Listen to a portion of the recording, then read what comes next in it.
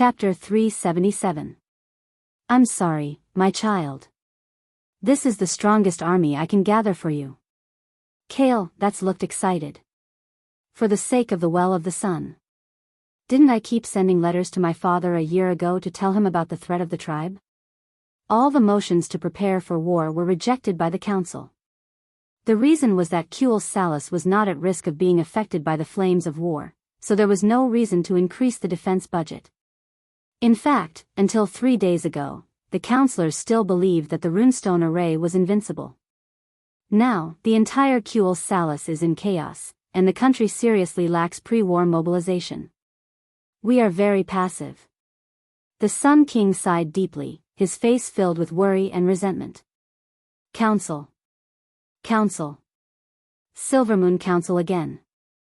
The cancer that imprisoned the entire High Elves and rejected all progress and change. The resentment in his heart almost caused Kale's chest to explode. No matter how well educated he was, he had the urge to scream and vent his anger. Why did a prince like him have to study in the Dalajan for a long time? To put it nicely, it was to let the prince go out to absorb new knowledge. To put it bluntly, the Silvermoon Council, whose power was above the royal power, exiled him in order to limit the royal power. Who could understand the frustration of not being able to return to his home? His excellent self-restraint allowed Kale to suppress the anger in his heart. Of course, over the years in the Dalajan, Kale had also gained a lot of knowledge. Perhaps the High Elves had unparalleled talent in using magic, but the development of magic was no longer the same magic world in the minds of the elves that had not changed for thousands of years. It was bad enough that the high-level elves refused to accept new things, but they were so arrogant and stupid that they did not even care about the enemy in front of them. They only cried out when the enemy put a knife to their neck. Ah! So there really is an enemy? Although he was angry, Kale was still very clear-headed. Having deeply experienced the ferocity of the tribe, he knew very well that it was impossible for this rotten army to defeat the tribe. But for the sake of his people, Kale resolutely accepted this appointment. There was no other reason, just because his surname was Sunstrider. He was the only heir of the Cultivation Salis royal family. Since birth, he had been trained as a perfectionist, and glory and responsibility had long been branded in the deepest part of his noble soul. He was duty-bound to save his hometown. Kale lowered his head and said, "Father, for the sake of the Well of the Sun and the continuation of the High Elves, I'm willing to sacrifice my life for Cultivation Salis." Sacrifice his life? These words were very serious, so serious that even the Sun King was shocked. He immediately felt that something was wrong. He knew very well that his son wouldn't say such harsh words without any special reason. The Sun King wanted his only successor to die on the battlefield? Stop joking. It wasn't easy to find an opportunity to make things difficult for the council. Anastrian summoned Kale back so that Kale could have a glorious return like a king. So that Kale could better inherit his throne in the future and one day limit the excessive power of the Silvermoon Council. Child, is this tribe really that powerful? Anastrian's energy was no longer what it used to be. Too much of it had been consumed by internal strife, turning the Sun King who ended the war against the trolls into a fatuous ruler, who was an expert in internal strife and a layman in external warfare. The upper echelons of Cultivation Salis wouldn't take ordinary warriors seriously. No matter how many orc warriors there were, they would only treat them as ants. After deliberating in his heart for a while, Kale said, "Let's not talk about anything else. There's a warlock named Ghoul Dan among the orcs in the tribe. He fought to a draw with the Dalajan Antonidas in a head-on battle." Hiss. The Sun King was finally moved. Whether it was him or the Silvermoon Council, most of them looked down on human mages. But there was an exception, Antonidas, the strongest super-genius mage in the Dalajan in the past 100 years. In a semi-public competition 30 years ago, Anastrian and Antonidas had fought to a draw. This battle had also established Antonidas' transcendental status in the Dalajan. The Sun King could look down on any spellcaster, but he couldn't look down on Antonidas. Powerhouses didn't discriminate between races or countries. An orc powerhouse who was as famous as Antonidas couldn't be overestimated. The Sun King rubbed his chin. Child, how about this? I'll give you a team of arcane puppets from the garrison of Silvermoon City, along with 10 mountain giants and 2 spellbreakers. Go fight a beautiful victory and come back. Kale, that face finally lit up. At that moment, the father and son didn't realize that they'd been tricked. First, it was Ghoul Dan. In the entire alliance and even the world of Azeroth, no one except Duque knew where Ghoul Dan's true strength was. In terms of high-end combat power, the elves had made the first mistake. Second, it was their understanding of the orc warrior's strength. Other than the Windrunner sisters, none of the high-ranking elves had personally been to the battlefield. Their understanding of the orcs was also only on paper. They only saw the exchange ratio after the battle between the humans and the orcs. They felt that the humans and orcs suffered similar losses, so they equated the combat power of the orc warriors with the human warriors. No one cared. This was the exchange ratio that Duque had used to its limit. Finally, it was the change brought about by the runestones. In the elves' impression, the runestone's defensive circle was broken, so be it. No one could understand how much the storm altar, which was made of runestones, could improve the tribe. Now that all the ogres in the tribe had become two-headed, the physical qualities of the ogres were considered high on this planet. After the biggest problem of mental retardation had been eliminated, their combat power had more than doubled. Moreover, there were a large number of ogre mages among the thousands of ogres. How could a single-core CPU compare to a dual-core one? Just like that, the great Prince Kale, that's valiantly led the army against the invaders on his first journey in life. The army of 27,000 people stretched from the capital of Silvermoon City all the way to the city gate. In the majestic army, every soldier's armor was adorned with exquisite carvings and patterns. A bright red background, beautiful golden edges, and a winged headband that only had weak defensive capabilities apart from decoration. Since they were fighting at home, the chocobos that pulled the carriages did not bring too much baggage. Instead, they brought a large number of magic stones and various musical instruments to boost morale. A mage close to the Windrunner family sent a magic mirror. When Duque and the others saw this scene, they were completely dumbfounded. Even a righteous young man like Reginald Windsor could not help but complain, "What the hell, are they going to war or an armed patrol?" Chapter 378. War. In every war, there would be all sorts of strange things, be it inventions, tactics, or something else. A country with enough strategic depth could rely on its vast territory to fight and retreat, giving the rear enough time to react and grow, accumulating strength for a future counterattack. Small countries, once their capital was used up, it would be easy for the country to be destroyed in a few days. Kuel Salus was neither big nor small. In terms of land area, its actual territory was about Eversong Forest and half of the land of the Ghost in the future. At most, it was a third of the size of Lordaeron. In the land of the Ghost, the other half was the Trolls' territory, which was controlled by Zwaman's Amani troll clan. Their territory clearly did not have any strategic depth, but they still rejected the humans' help and played the tactic of adding fuel to the fire. Duque did not know what to say about this.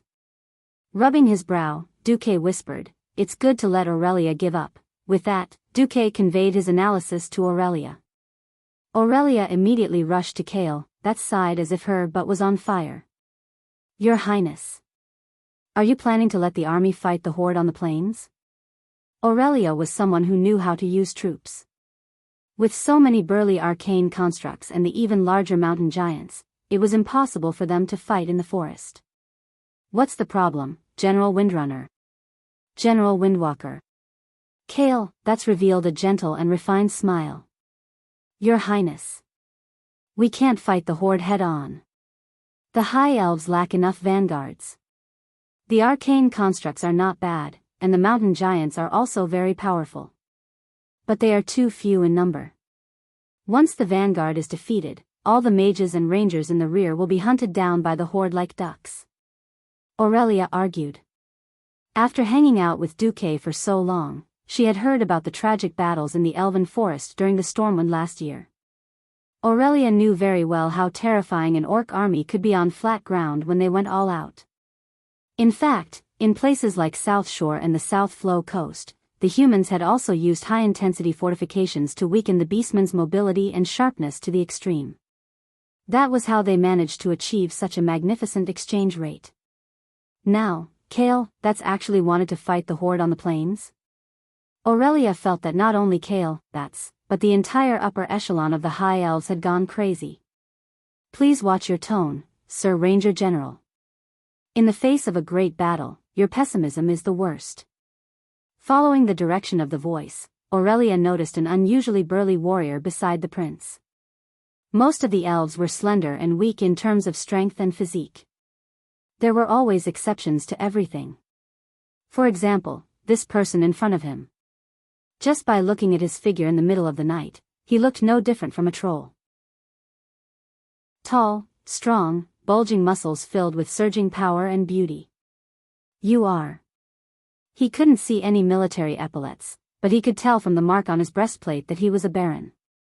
Baron Saguna, a follower of His Highness. Oh. He was a hardcore fan of Kale, Despite staying in the Dalajan for many years, Kale, had still won over a group of diehard followers who weren't of high status. Aurelia was annoyed with him. I'm not being pessimistic. I'm just objectively speaking as an elf who has really fought against the horde.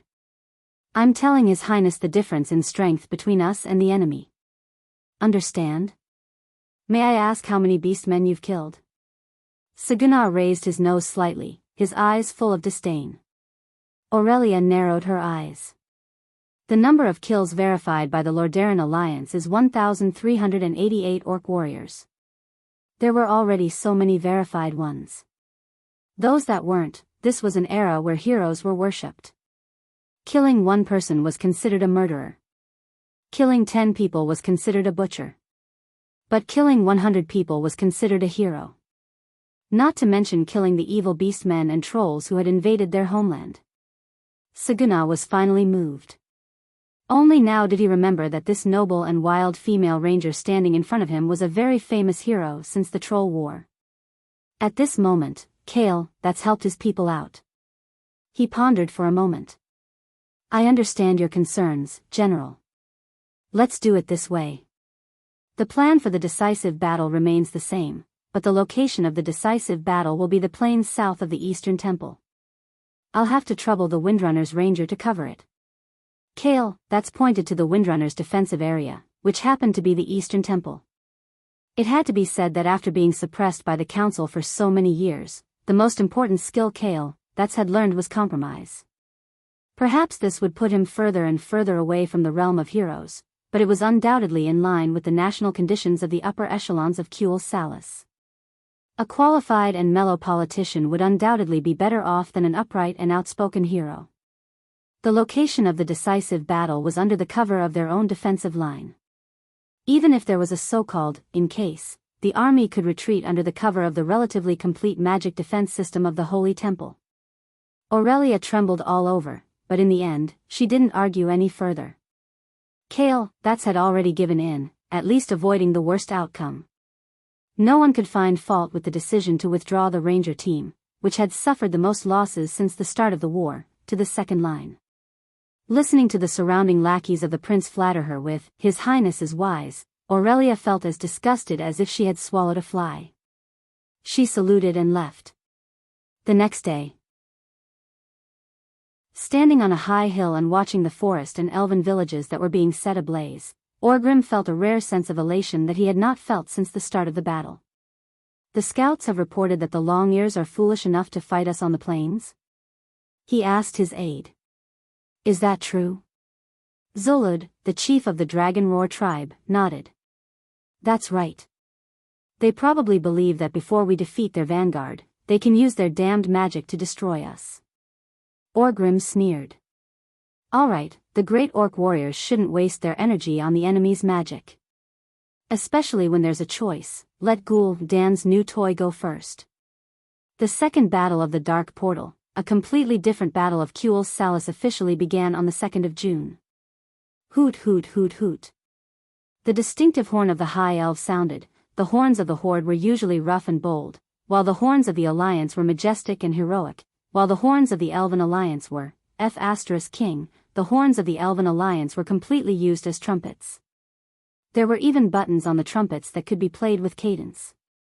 The Elven army, which the royal Sunstrider family had high hopes for, walked out of a lush green forest. The entire enemy's formation was presented in front of these elves who hadn't fought for nearly 3,000 years. The elves sneered. The horde's formation was too scattered, like a group of beggars gathered together. Chapter 379. There were all kinds of equipment on the tribe's side. Warhammers made of stone, spears made of sharpened tree branches, armor made of animal hides that were pieced together from tree branches, and fresh catapults. At first glance, one would think that their opponent was an uncivilized savage tribe. The trolls on the flanks of the orcs were still the same as they were thousands of years ago. The spears were all made out of sharp stones. While they were quite dangerous to the almost unarmored rangers, they were completely useless against the heavily armored elven infantry and arcane constructs. The elven soldiers' initial nervousness disappeared when they saw the scene in front of them, followed by soft laughter. I thought it was some amazing intelligent race that could break through our defense with runes. The rangers at the border are also useless. They actually lost all their dignity to these fellows, sending out dozens of letters for help in a day. The soldiers' laughter drifted into the ears of the rangers stationed at the eastern defense line of the temple. Every elf ranger was furious. The 4 Windrunner sisters stood in different postures. Aurelia stood proudly against the wind like a pine tree. She was expressionless, but anyone could see the pain in her eyes. Servanas crossed his arms and leaned against the shadow of a pillar in the temple. He had his back to the battlefield, and a bone-chilling smile appeared at the corner of his mouth. Sasha, who was supposed to be the most lively, hugged her knees and sat on the stairs of the temple, not saying a word. Lilith, on the other hand, covered her forehead with her right palm and looked into the distance. Big sister, it's the trash in front, and the elites of the Blackrock tribe at the back. There seems to be a special fog spell at the back. Duque was right again. Aurelia, the great hero of the Troll War, mumbled to herself in a daze. Soon, her green eyes regained their vigor. As long as Duque is here, the High Elves will not perish. Then, she raised her voice and shouted, Hadgeron. Lor Themar. 2 elven rangers immediately walked behind Aurelia. Hadgeron Brightwing reporting. Lorthma Theron reporting. Aurelia turned around. Is everything ready? The 2 ranger captains were a little hesitant. After a short moment of shock, they replied in unison, We're ready. That's good. Aurelia nodded. She didn't realize that she had just given orders to 2 of the 3 most powerful men in Silvermoon City. On the other side, both sides sounded the horns of marching at almost the same time.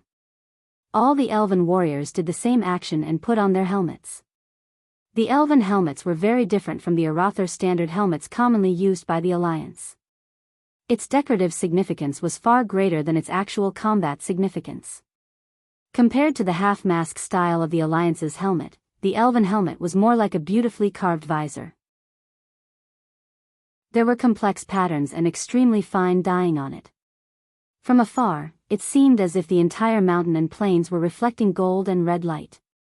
Because of the widespread use of the kite shield, the soldiers' movements were also quite agile. However, when Orgrim saw this relatively narrow shield on the podium, the great chief let out a cold laugh.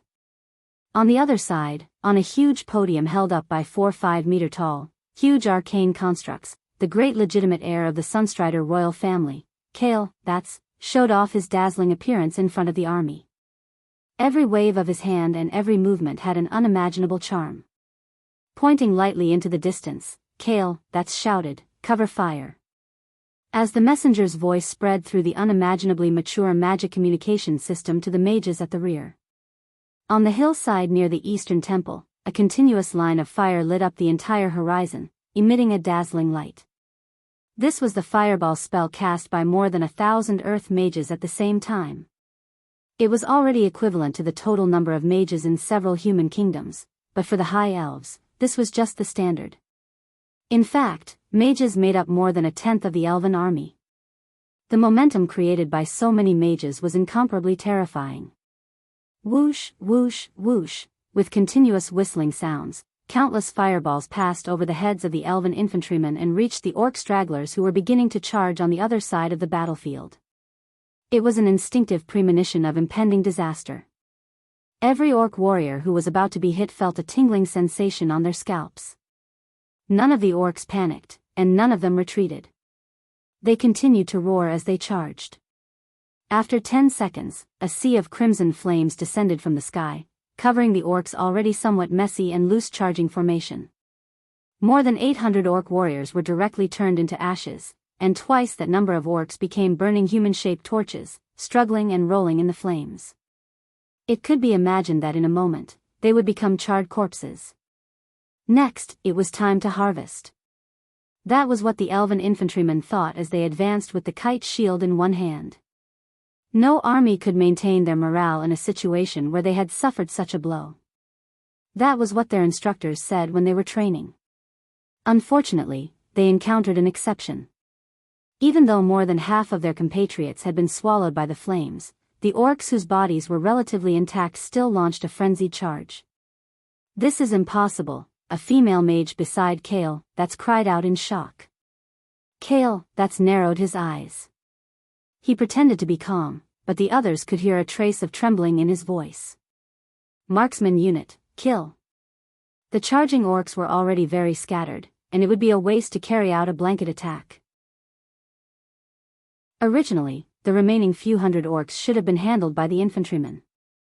A strong sense of crisis made Kale, that's give the order to finish off the orcs.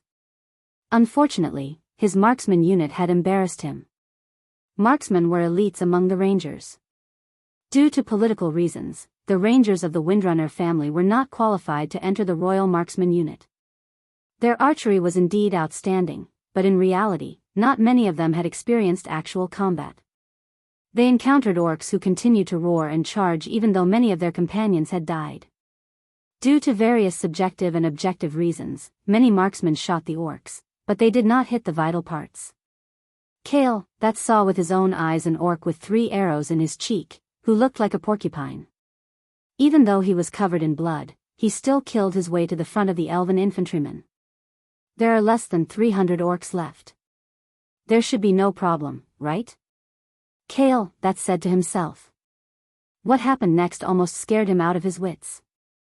The elven infantryman formation was destroyed by a mere 300 orcs. Chapter 380. In the face of the orc warriors' heavy hammers, the elven warriors instinctively raised their shields to block according to the military training rules. The orc warriors' movements were too flawed. As long as they could withstand the first blow, the elven warriors would surely be able to kill these stupid and huge monsters in the next round of counterattacks. If they could block the first blow, as if they were rammed by a rampaging rhinoceros, a terrifying force so great that even their brains were instantly numbed came crashing down. Completely unprepared, most of the elven warriors were directly sent flying backwards, knocking over their comrades behind them. Still in mid-air, the elves next to them could already see that the victim's left arm was unnaturally twisted. There were at least 10 places on the victim's arm that were bent, and a good arm had suddenly become like a snake. Needless to say, it was a completely comminuted fracture caused by the tremendous force. It didn't matter if the orc warriors were chopping, lifting, or sweeping. Every heavy blow was bound to send at least one elven warrior and his armor flying into the air. That kind of violent power easily exceeded the elven's closed and poor imagination. The orcs, who had entered melee combat, were on a killing spree. More than 200 huge holes immediately appeared on the entire front line. Baron Sagunnar, who had just argued with Aurelia, was on the front line. He himself was hit by an orc's heavy hammer on his shield, but a powerful force far beyond his own saved his life. Even though he managed to withstand it, there was still a burning sensation in his left arm. His left arm was strained. But his adjutant next to him wasn't so lucky. Even his shield was directly broken into 3 pieces. The orc directly smashed his adjutant's brains with a backhand hammer. Sagunnar, whose face was covered in dirt, barely managed to deal with the orc in front of him with a single sword strike, but he suddenly found that there was no one around him. He glanced around and couldn't help but feel sad. More than 50 elven warriors around him had been crippled by a single round of attacks from a mere 10 dead orcs. Although only a dozen or so had actually died in battle, the rest either had broken arms and could no longer fight, or were directly scared silly. They wouldn't be able to participate in battle for a while. Not to mention that more orcs were rushing out of the fog at this time. Cover fire. Don't stop. Kale, that's order was as strict as a textbook. If he didn't want his vanguard to collapse, it was necessary to temporarily suppress the enemy's offensive. In theory, the flames that could destroy all armed forces in the world descended once again, roasting the earth and burning the enemies that rushed out. However, not a single enemy fell. This was because these enemies had bodies that were even bigger and sturdier than the orcs. They had 2 heads and a few dazzling defensive spells. Fire protection was able to absorb fire damage. Ice shield, that could absorb all damage. Magic suppression, which reduced magic damage and healing. If he said that this wasn't targeted, he would be lying to a fool.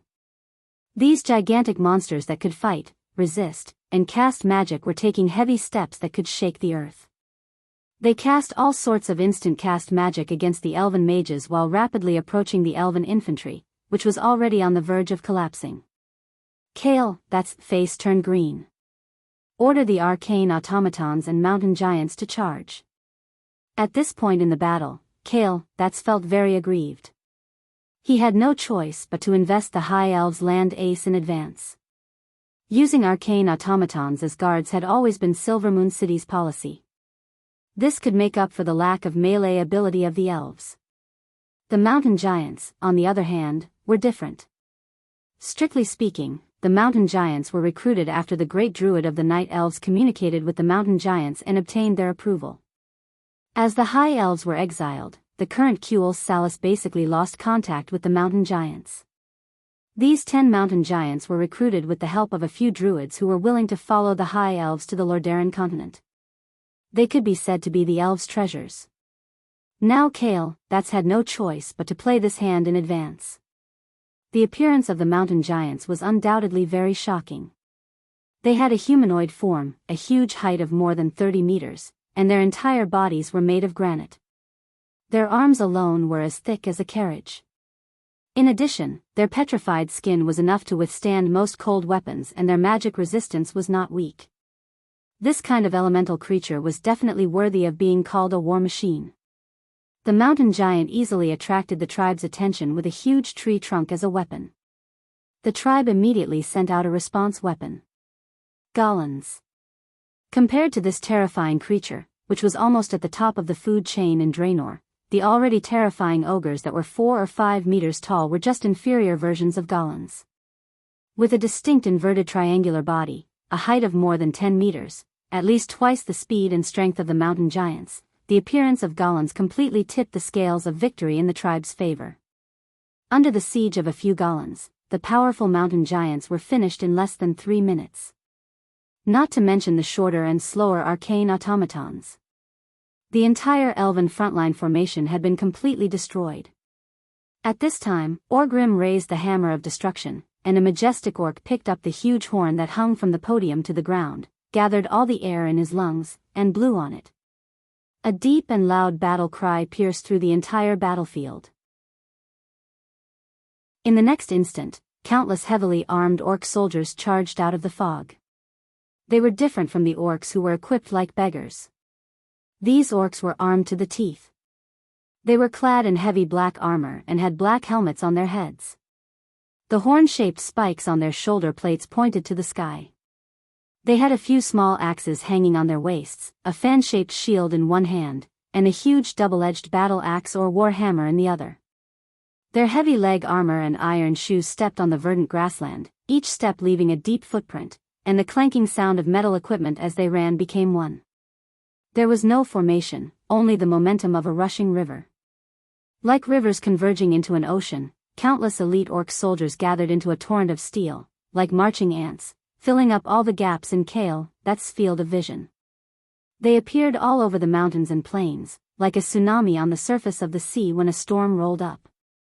The huge wave easily destroyed everything that blocked its way along the way. No, with Prince Kale, that's lament, almost all the strong men around him had consciously joined the front line, trying to stabilize this collapsing front line. Chapter 381. At this time, the high elven mages were being suppressed by the two-headed ogre mages. The two-headed ogres, who were born with multiple casting abilities, were terrifying. Anyone who tried it would feel good. This wasn't a matter of 1 + 1 = 2. This was the collapse of an elf dealing with a twin mage who had completely surpassed the concept of telepathy.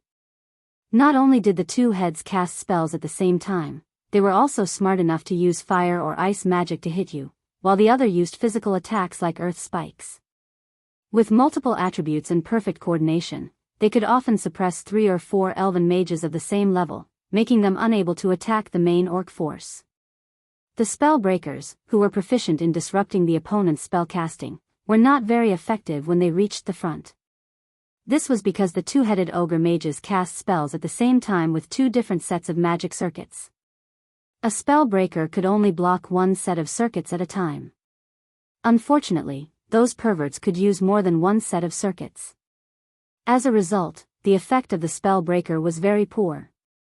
They could only reduce the enemy's combat power by less than 30%. Sharpshooters could indeed shoot arrows into the orc warrior's vitals through the gaps between the metal cans, but there were too few true sharpshooters. Even if a few orcs fell occasionally, the orcs behind them would instantly fill the gap. The elven blade throwers also wildly poured out triangular boomerangs. As long as they hit, they would definitely plow a path of blood among the orcs. The problem was that many elite orc captains were mixed in with the charging troops. Many of the more powerful fellows could even use heavy weapons to deflect the boomerangs shot by the blade throwers. At this moment, Kale, Bats and the high-level elves finally understood what Aurelia meant by the green tide. The enemies in front of them seemed endless, giving them a sense of helplessness as if they couldn't kill all of them. At this moment, the Red Dragon army led by the Roaring Dragon orcs charged out from the huge fog. The orc armored infantry covered the mountains and plains, easily drowning the elven infantry formation. The elves' gorgeous but thin armor exploded in mid-air as their owners were sent flying. The troll throwers, who were armed with metal spears and had long since upgraded their shotguns to cannons, easily killed the precious spellbreakers of Silver Moon City with their spears, which had become much more powerful. The spellbreaker's slender kite shield was too small and fragile in the storm of spears. The unstoppable two-headed ogre charged at the front lines, using unimaginable strength and agility that surpassed the concept of ogres, swiftly dismantling the arcane constructs into scraps of components. The mountain giants roared, but their clumsy movements had no effect on Golan, whose strength was not much inferior to theirs, and whose agility was a notch higher. Each Goran had an orc sitting on a chair nailed to the Goran's back, using chains to control the Goran's movements. The chains were connected to a series of iron rings embedded in Gerald's arms. It was cruel, bloody, but effective. As long as the chains were pulled, the half-tamed Gerald would know to turn or dodge. Unless there was an elven ranger who could shoot down the drivers, these enslaved Golans were the most terrifying war machines. However, this was not easy. Every driver was an orc from a small clan who had been strengthened by the storm altar. They often had wind shields on them. Arrows that were shot directly were bound to be deflected by the strong wind. This was a war where they were suppressed in all aspects. In almost every aspect, the elves were suppressed by the horde. In the middle of the battlefield, there was an elven flag that was particularly eye-catching. On a red background, there was a golden flame. It was the Eternal Flame Legion.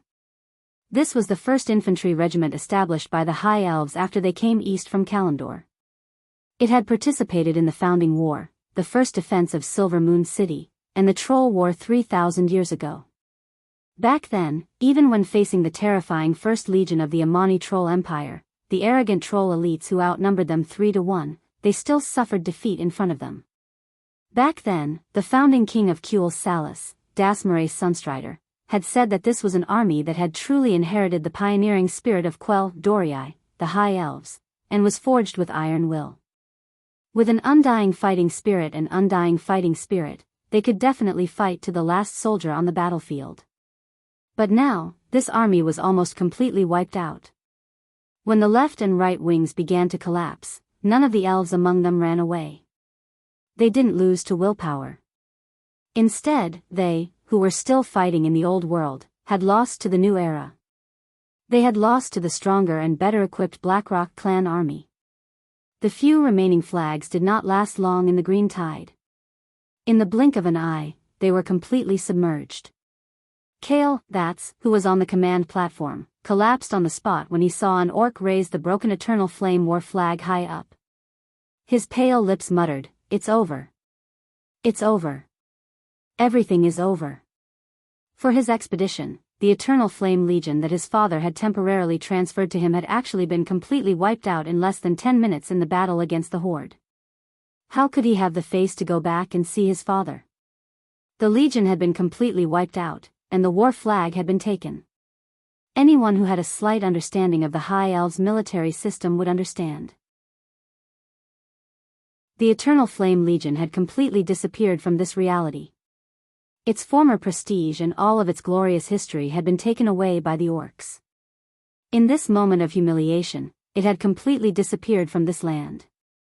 Kale, had almost succeeded in committing suicide. A graceful female mage threw herself at Kale, She was the great astromancer Solarian, a loyal supporter of Prince Kale, Your Highness. Retreat first. Kuel Salus can't live without you. Otherwise, the royal blood will be severed.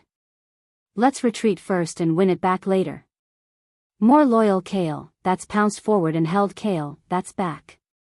When Kale, waved the retreat flag on the command platform, the entire elven front line collapsed like an avalanche.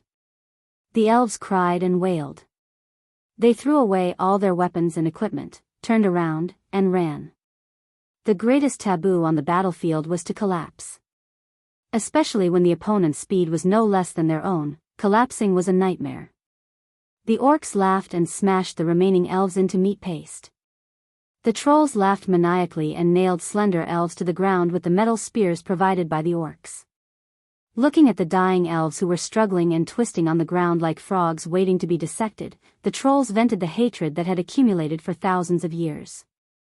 The murderous trolls naturally continued to chase the elves, while the psychopathic trolls began the most inhumane killing. They slowly tore these handsome men and beautiful women into pieces. Chapter 382. Yes. The trolls used their hook-like fingers, huge palms, and powerful arms to tear off the flesh of the elves piece by piece. Accompanied by the endless wails of despair and pain was the twisted, hearty laughter of the trolls. The beautifully carved armor could not withstand a blow from the heavy weapons of the orcs. Gorgeous magic could not destroy the enemies that came at them like a tide. Terrified, the mages tore open their magic robes so that they could run faster. Kale, even heard a noble female elf mage beg a chocobo cavalryman to take her with him. She was even willing to give up everything for this. In the end, all she got was a lifetime of cold and selfish sneer. Kale, did not retreat immediately. He activated all the magic circuits in his body and frantically threw long-distance fireballs at the densest part of the battlefield. As a radiant moon mage, the power of his rage was quite astonishing. The continuous fireballs formed a small belt of fire, blocking a considerable portion of the orcs' advance. In the past, Kale, actions would have been enough to win him a round of applause. There were no cheers, no praises. None of the elves saved by Kale, dared to look up at their prince. They all lowered their heads and ran wildly. However, when an even larger two-headed ogre mage appeared and used magic that was not inferior to Kale, the magic to shoot at him, the situation took a turn for the worse. On this day, the undefeatable legend of the two-headed ogre mage was branded in the hearts of the proud high elves for the first time. Faster casting speed, higher density of elemental particles, and more perfect coordination. Fighting with a two-handed ogre mage felt no different from fighting a team of experienced mages of the same level. Your Highness. Let's go. Astromancer Caponia used her fire magic to share Kale, that's the burden. Baron Saguna, who had rushed back from the front lines, used his powerful arm strength to drag Kale, that's away. Kale, that's did not want to leave. He wanted to be the one to bring up the rear. But everything was over. His army collapsed like a landslide. In the distance, on the black land that had been scorched by the fire, the pale stone limbs of the mountain giants were scattered all over the ground. These enormous guardian spirits that the elves had to look up to at all times were now crawling in the middle of the battlefield as if they were in a deep sleep. The sleeping mountain giant was no different from a small hill. Kaldats knew that it had fallen asleep forever. He recognized this mountain giant. When he was very young, when he was officially declared the crown prince by his father had personally awakened this giant named Little. He still remembered how gentle Xiao Xiao was. She didn't even want to disturb the birds that were nesting on her. After the elves moved all the nests away, they happily carried him around the edge of the Long Song forest, even though he was still young.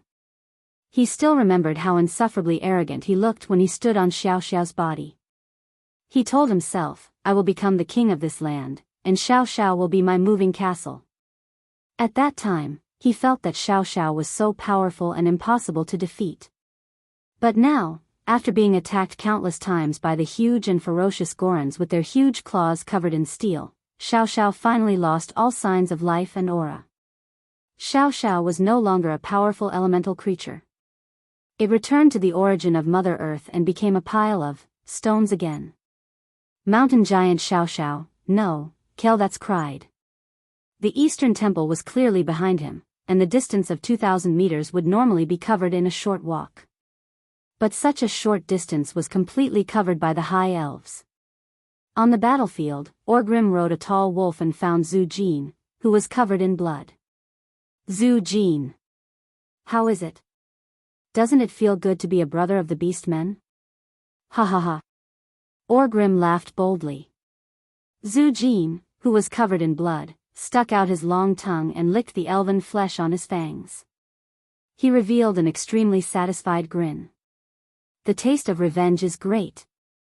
My great chief, but it's not enough. This is not enough to vent the hatred of the Amani Empire for 6,000 years. Only with the destruction of Silvery Moon and the extinction of the High Elves can the souls of the tens of thousands of angry great demons rest in peace. Orgrim patted Zhu Jin's shoulder. Then what are you waiting for? Follow me. If you're too slow, don't complain that the beast men didn't leave a few living elves for you. Ha ha ha. Looking at Orgrim's back, Zhu Jin showed a rare expression of admiration. He whistled and summoned his velociraptor mount, catching up with large strides. Prince Kaldats had almost died for his country. Before he reached the defensive range of the Eastern Temple, he was caught up by the tribal heroes led by Gujar. The chief of the Shattered Palm clan, Kargath Blade Fist, had been summoned by Ghoul Dan using a teleportation spell. He used his frenzied and fast slashes to beat Sagunnar like a dog. Gujar used his advantage of two-headed combo attacks to easily suppress Kaldats by himself. The chief of the Dragon Maw clan, Zuluhid, suppressed the two Astromancers, Caponia and Solarian, by himself. Kaldats' subordinate, Solidray, was being beaten to a pulp by a sword saint of the Fireblade clan. It was only a matter of time before he died. At this moment, the arrows came. The mysterious and shadowless fierce wind arrow. The domineering lightning arrow. The two arrows had completely different feelings. They clearly came from the hands of two female elves wearing green capes, but it made people feel as if they had mobilized two armies of archers. The overwhelming pressure made it hard for the heroes of the tribe to breathe. A beastman driver tried to have a Golan attack the two elves. Who knew that with just one arrow, the huge Golan's head and the driver's head on its back would both be shot in the head? The scene of two heads, one big and one small, exploding like rotten watermelons was shocking. It had to be known that the archer was still 300 meters away. Your Highness.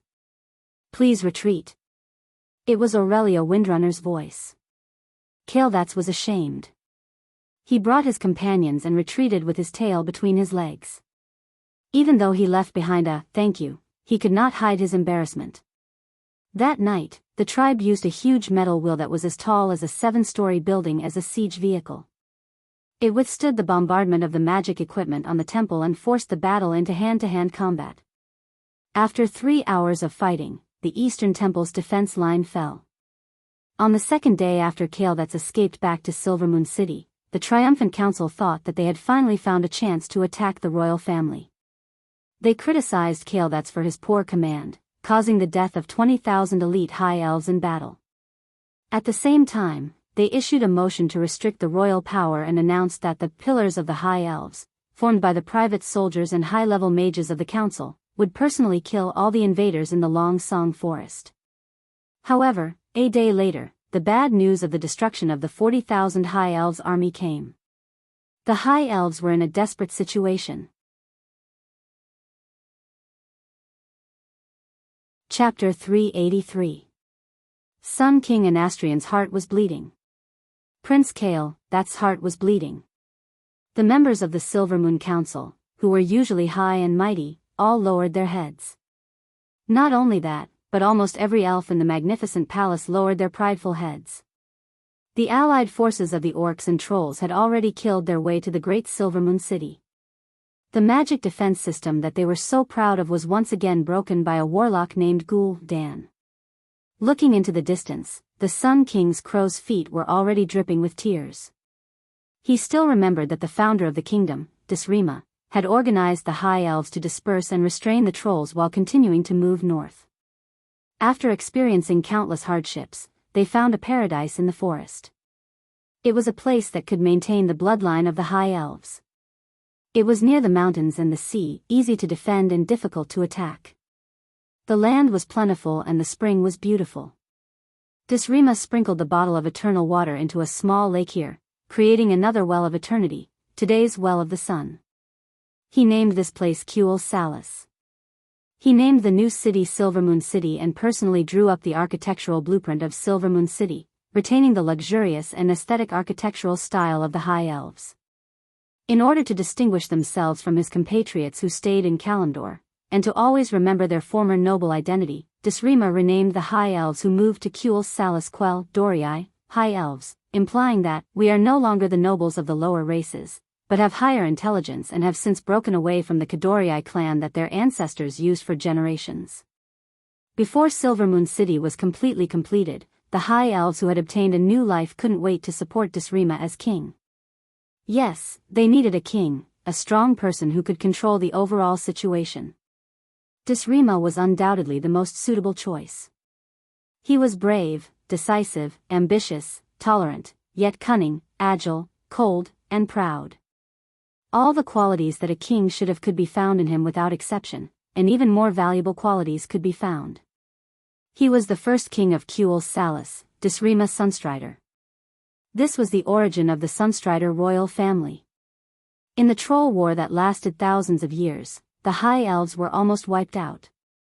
At that time, the successor of the royal family, Anastrian, personally made the decision to ask the humans for help. For 2,800 years, the Silvermoon Parliament had always used the reason that the king had given in too much to the humans to attack the king and fight for more power. At this moment, the Sun King, who was sitting on the supreme throne, did not say a word, and his sharp eyes swept across the Silvermoon councillors one by one. Every member of Parliament felt their scalps go numb. The Sun King turned around slightly. His red robe with golden edges was like the rising sun swallowing the darkness. He moved on the throne, and his pale but still powerful hand held the golden phoenix scepter tightly. The scepter still reflected the glory of the palace, blooming with a golden luster like the sun. His pale face had lost all expressions of joy, anger, sorrow, and joy. It was cold, indifferent, and calm. The voice of the Sun King finally sounded in the hall. Counselors of the Silver Moon Council, when I asked for your help as the king, you only gave my son a mediocre army to fight against the brutal orcs. You have the best elites you can imagine in your hands. If my son's failure was exchanged for your success, it would be a victory for the high elves, after all. But now, how are you going to repay me for my concession? The Sun King imitated the voice of the former Silver Moon Council president. "We have General Phoenix." The next moment, the Sun King's voice was replaced by the terrified cry of the messenger. "Your Majesty, bad news. Phoenix was killed by the orc chief, Liker." The voice changed again. "We have Arcane Master Rusfang."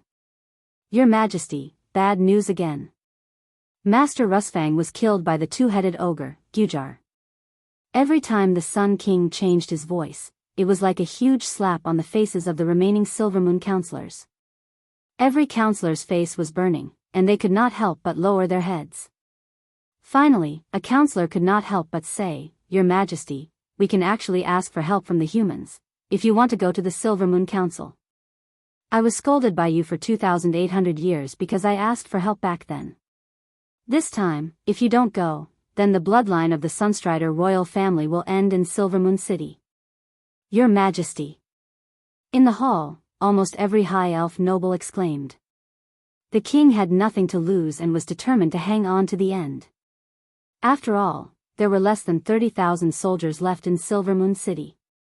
Although they could organize people with combat power to defend, rushing into battle was no different from killing the goose that laid the golden eggs. It seemed that Silver Moon City could not be defended by the elves alone. If Silver Moon City was breached, no one would have a good ending. They would definitely not be able to return to the Kalimdor continent. There would be no place for the high elves on this continent that was full of smoke and flames of war. Cold sweat soaked the backs of all the counselors. "No. Your Majesty, please think carefully," the counselors shouted. The Sun King seemed to have lost his hearing. He sat on the throne like an ice sculpture, not saying a word. Just like that, he quietly watched the commotion below. Kale, that's wanted to say something, but in the end, his body trembled violently and he stopped moving.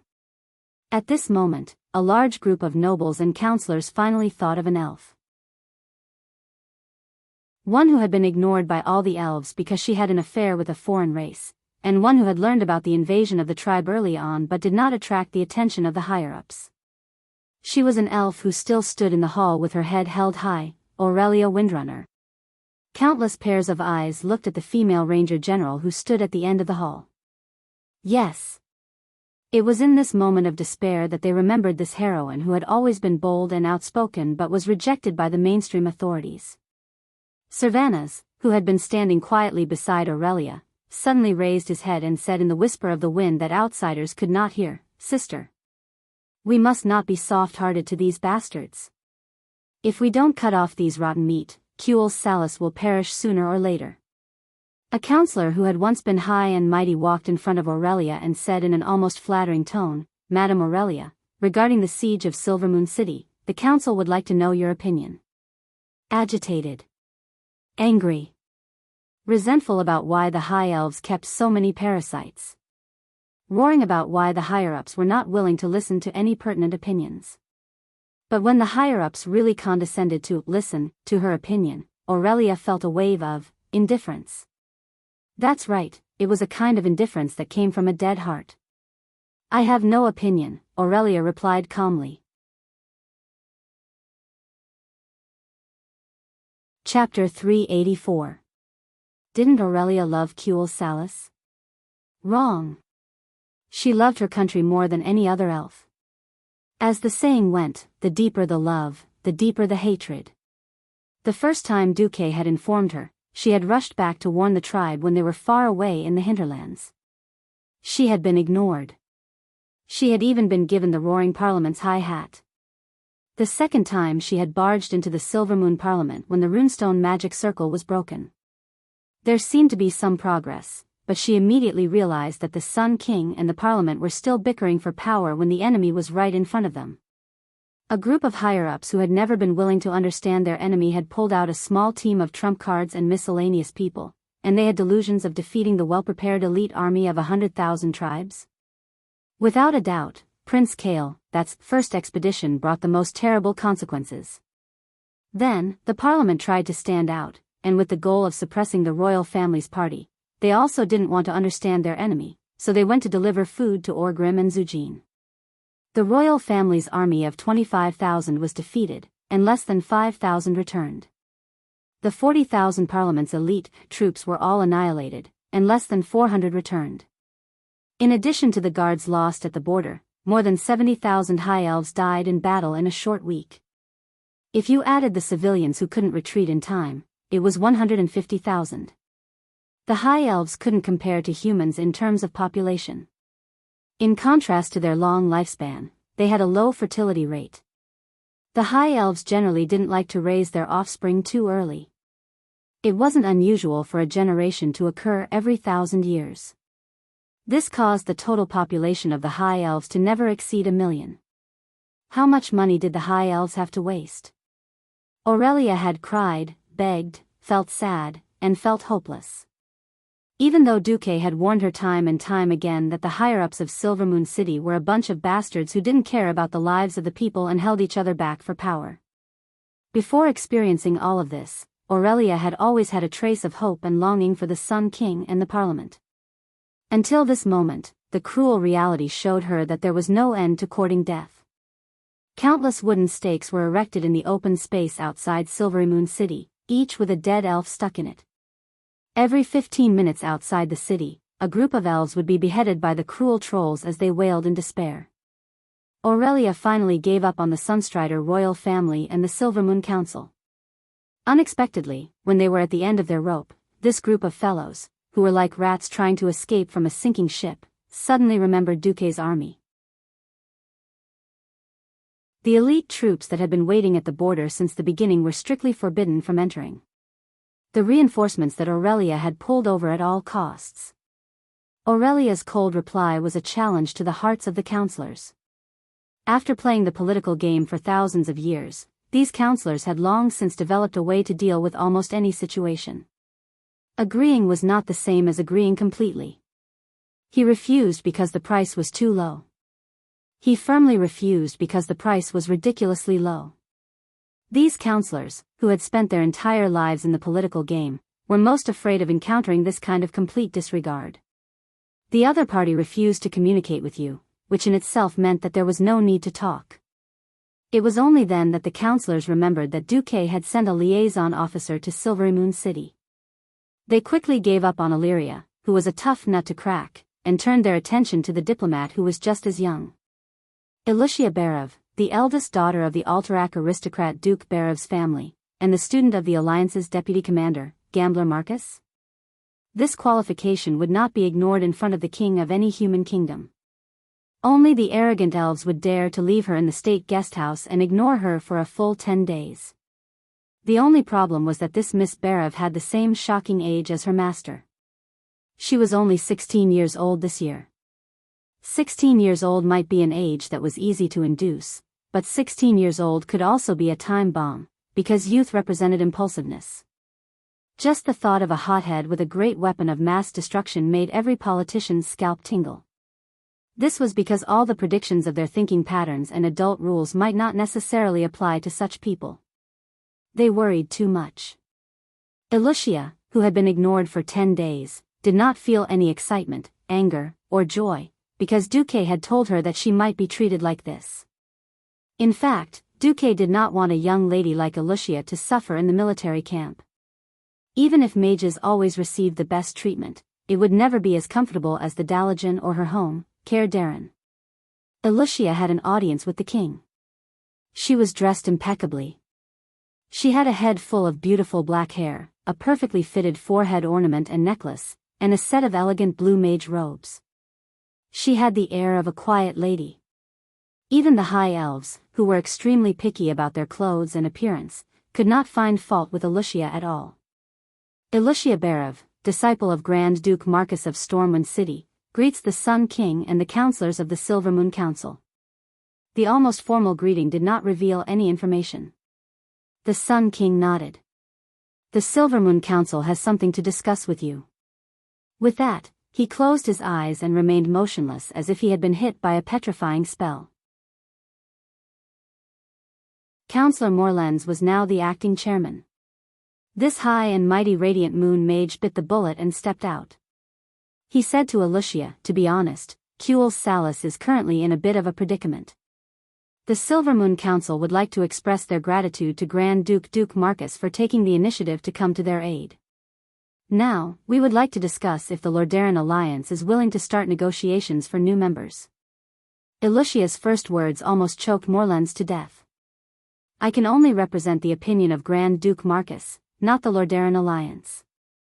If you have something to discuss with the Alliance, I suggest that you look for the chief commander of the Alliance, Lord Lothar, or the most influential king in the Alliance, His Majesty Menethil. This was clearly making things difficult for them. Everyone knew that Lothar and King Menethil were fighting anxiously in the Silverpine Forest. They could barely take care of themselves.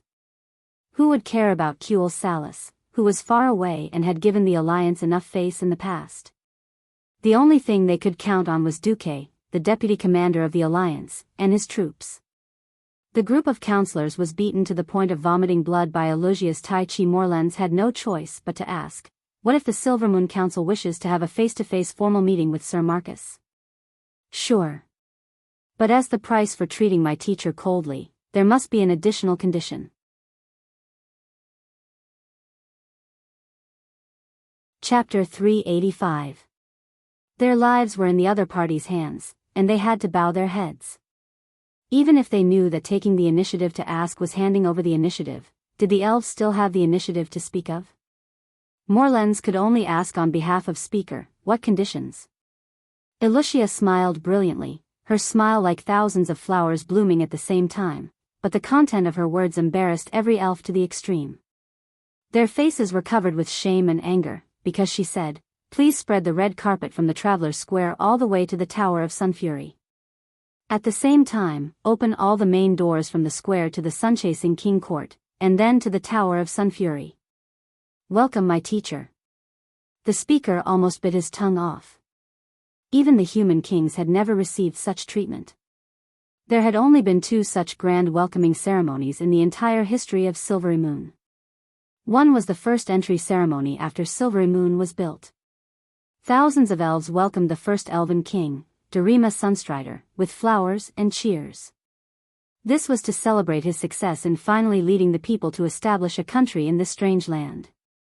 The other was after the victory over the trolls, when Silvery Moon held a triumphant ceremony for Anastrian Sunstrider, the highest hero in the hearts of the people at that time. Such a grand welcoming ceremony, the proud elves would never hold such a grand ceremony for any outsider. Now that Elucia mentioned it, Morlens screamed on the spot. This is impossible. What right does Marcus have to enjoy such a grand treatment? Why? Teacher is the hero of the world of Azeroth who can kill the tribes the most. 50,000 in the Elven Forest. 100,000 in Stormwind City. 100,000 in the First Battle of Southshore. 100,000 in the Battle of Paladin. 100,000 in the Second Battle of Southshore. 50,000 in the Battle of Arthi Highlands. A total of 500,000 tribes were kicked into hell by Teacher to repent for their sins. Isn't that enough? Elucia proudly raised her head. If she only gave people the feeling of a lady just now, now she was a high and mighty god overlooking all life. Admittedly, this battle record was more or less exaggerated. It was an indisputable fact that Duque personally commanded these battles as the Alliance's deputy commander, and it was not wrong to put the battle record on Duque's head. The enemy's enemy is my hero. Just based on the number of beasts killed, Duque was worthy of this courtesy. Morlens was speechless for a moment. After a long time, he said, the High Elves have never opened the gate of the Sunstrider royal court for a foreign hero. Then there's nothing to talk about. Elucia said firmly. What she was doing was not the kind of, are you going to lower the price or not, like buying vegetables in the market. If you don't bargain, I'll leave. It was obviously a pretentious negotiation method. Elucia responded to Morlens with a mocking sneer. She turned around elegantly, her long hair flying in the air in a beautiful arc. Then, without moving her shoulders, she strode out of the hall gracefully and firmly. Clean, efficient, and without any leeway. Chairman Morlens, who had been through countless negotiations, was dumbfounded. He really wanted to believe that Elucia was faking it. But no matter from Aluxia's heartbeat, breath, or expression, Aluxia was taking pleasure in others' misfortune. He was right. All the counselors in the hall, the Sun King, and Prince Kale, had guessed correctly. Aluxia and Duque, who was behind her, really did not care about the life and death of the elves. Duque's last command echoed in Aluxia's mind. The only thing I care about is the Windrunner's sisters. Not because of personal relationships, but because of the special value they possess. As for the elves, if they are still so arrogant and look down on others at the moment when their city is about to be destroyed, then let them drown with their ridiculous arrogance. What did the High Elves' extinction have to do with Aluxia? After Duque announced that they could win this battle without the elves, Aluxia was even more confident. This was not a political tactic, but a true sense of indifference. 1 step, 2 steps, 10 steps, 20 steps. With every step Aluxia took, her light and graceful footsteps made the hearts of the counselors sink. The situation seemed to have returned to 2,800 years ago, when the elves were about to be wiped out. Humans could live without the elves. But the elves could not live without the help of humans.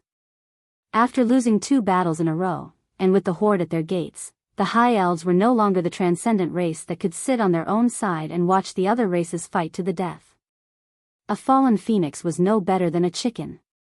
Now, Cultivation Salis was that chicken. Aurelia, who had the best relationship with Duque, was disheartened. The counselors' attempts to get her out of the way were met with indifference. The way to make it public was about to be blocked. It would be strange if the counselors were not anxious.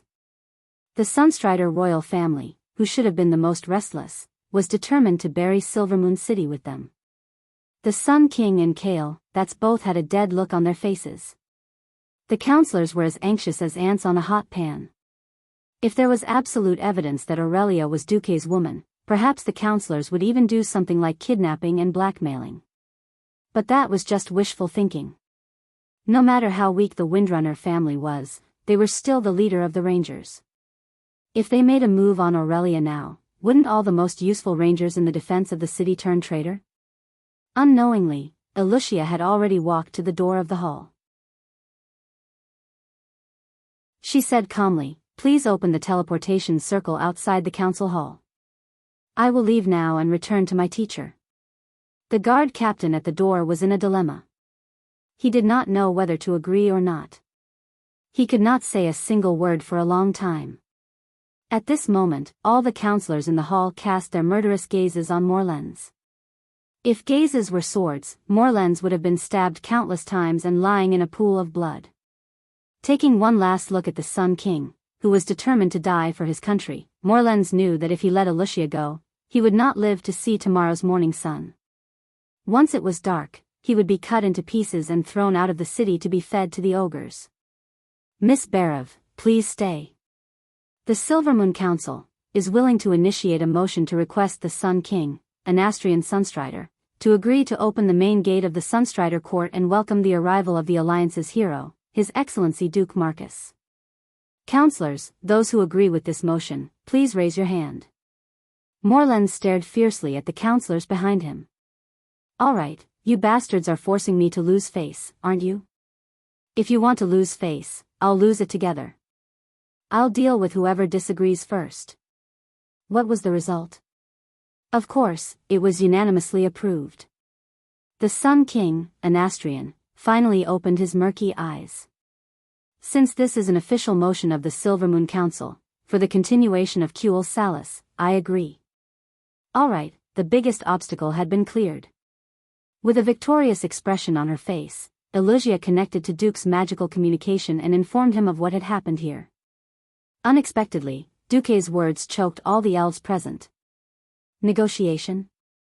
I'm not free." Chapter 386. Aren't you high elves so arrogant? Aren't you elves cold and aloof, like you're the best in the world and everyone owes you money? For Aurelia's sake, I've come all the way here, but I've been left outside your borders to eat dust. This feels so good. All right. You don't listen. You don't understand. You know but don't do it. You can't do it well. I sent you reinforcements, but you don't use them. You have to use your precious troops to send food. Are you King's Sun King and the Silver Moon Council courting death? As a transmigrator, Duque didn't have much resentment towards the High Elves. But when Duque truly experienced the arrogant and domineering temperament of the High Elves, Duque said, I don't want to serve you anymore. Now that Duque said, I'm not free, the High Elves were furious. I'm finally willing to serve you with the highest treatment, and you're saying you're not free? This time, even Prince Kale's eyelids twitched a few times. If he was just putting on airs, Duque was undoubtedly going overboard. Of course, Duque wasn't that stupid. His reason was even more dignified. In the mirror image, Duke had a regretful look on his face. Sorry, I'm sorry. I originally planned to help you deal with the main force of the great tribal chief, but I saw that Kuel Salas didn't seem to need support. On the other side, King Menethil urged me more than 10 times to help deal with the tribal division that was causing destruction near Daroshir. So, I transferred the 30,000-strong army away. With that, Duque turned the camera to show the scene of a fierce battle all over the mountains and plains. It wasn't actually a fierce battle. The elves noticed that the humans had gained the absolute upper hand. The human soldiers were methodically surrounding and annihilating the tribes. Considering that Duque was the deputy commander of the alliance, it was completely reasonable for him to deal with the tribes in the territories of the alliance first. Who told the High Elves not to join the alliance? At this moment, all the counselors felt so regretful that their intestines turned green. Countless resentful gazes turned towards the Silver Moon counselor Dalcan, who had given the 8 countries a hard time. Everyone knew that Duque was trying to get back at him. He was forcing the High Elves to choose between pride and riches. In fact, there wasn't much to choose from. Moral integrity was something that could easily be lost after it had been lost once. 2,800 years ago, the elves sought help from the humans and had no choice but to teach them magic in exchange for the human support. 2,800 years later, the elves would only lose their moral integrity once more.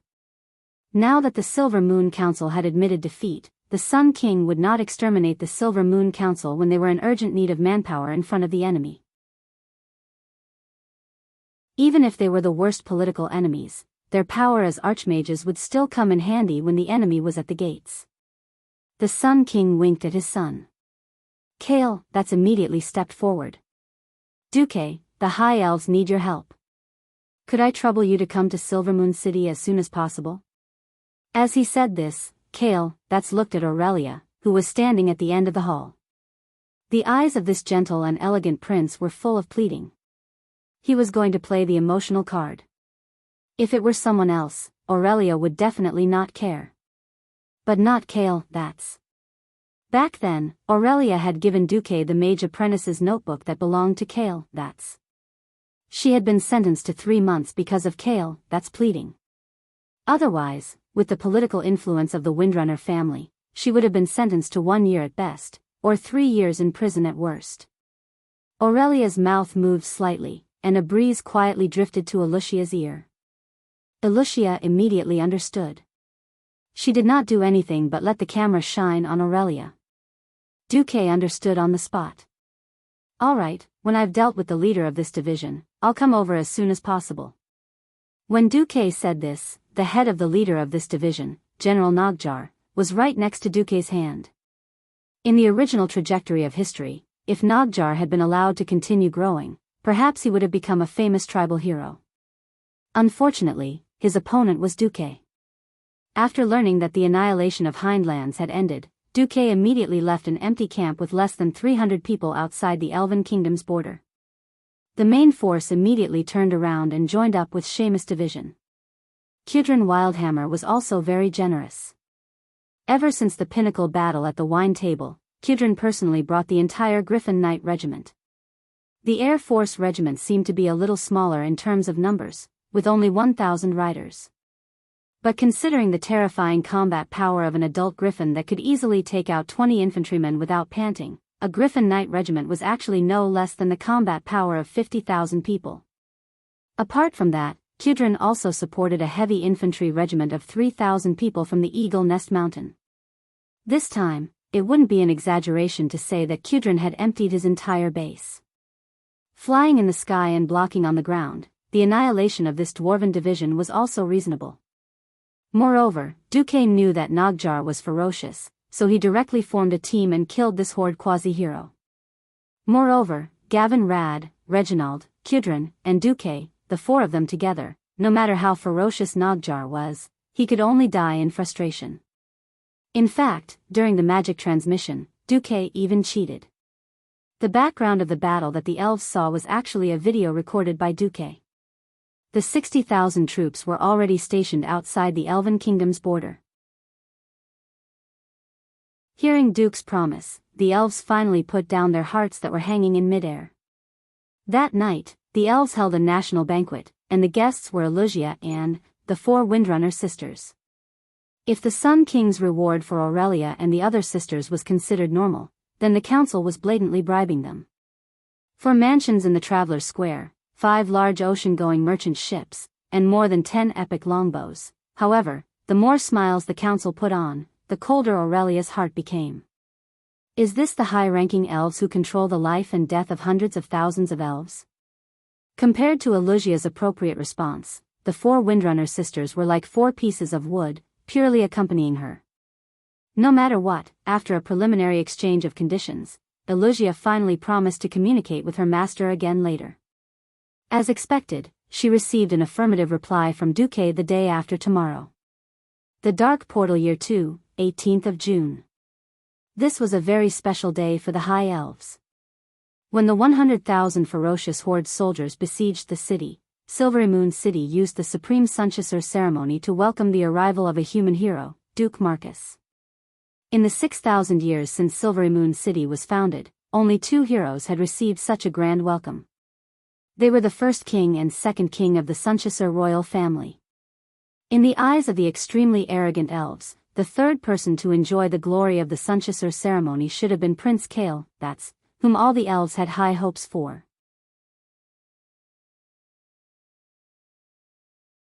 Chapter 387. It was a pity that their prince had been beaten like a dog by the tribe in the first battle.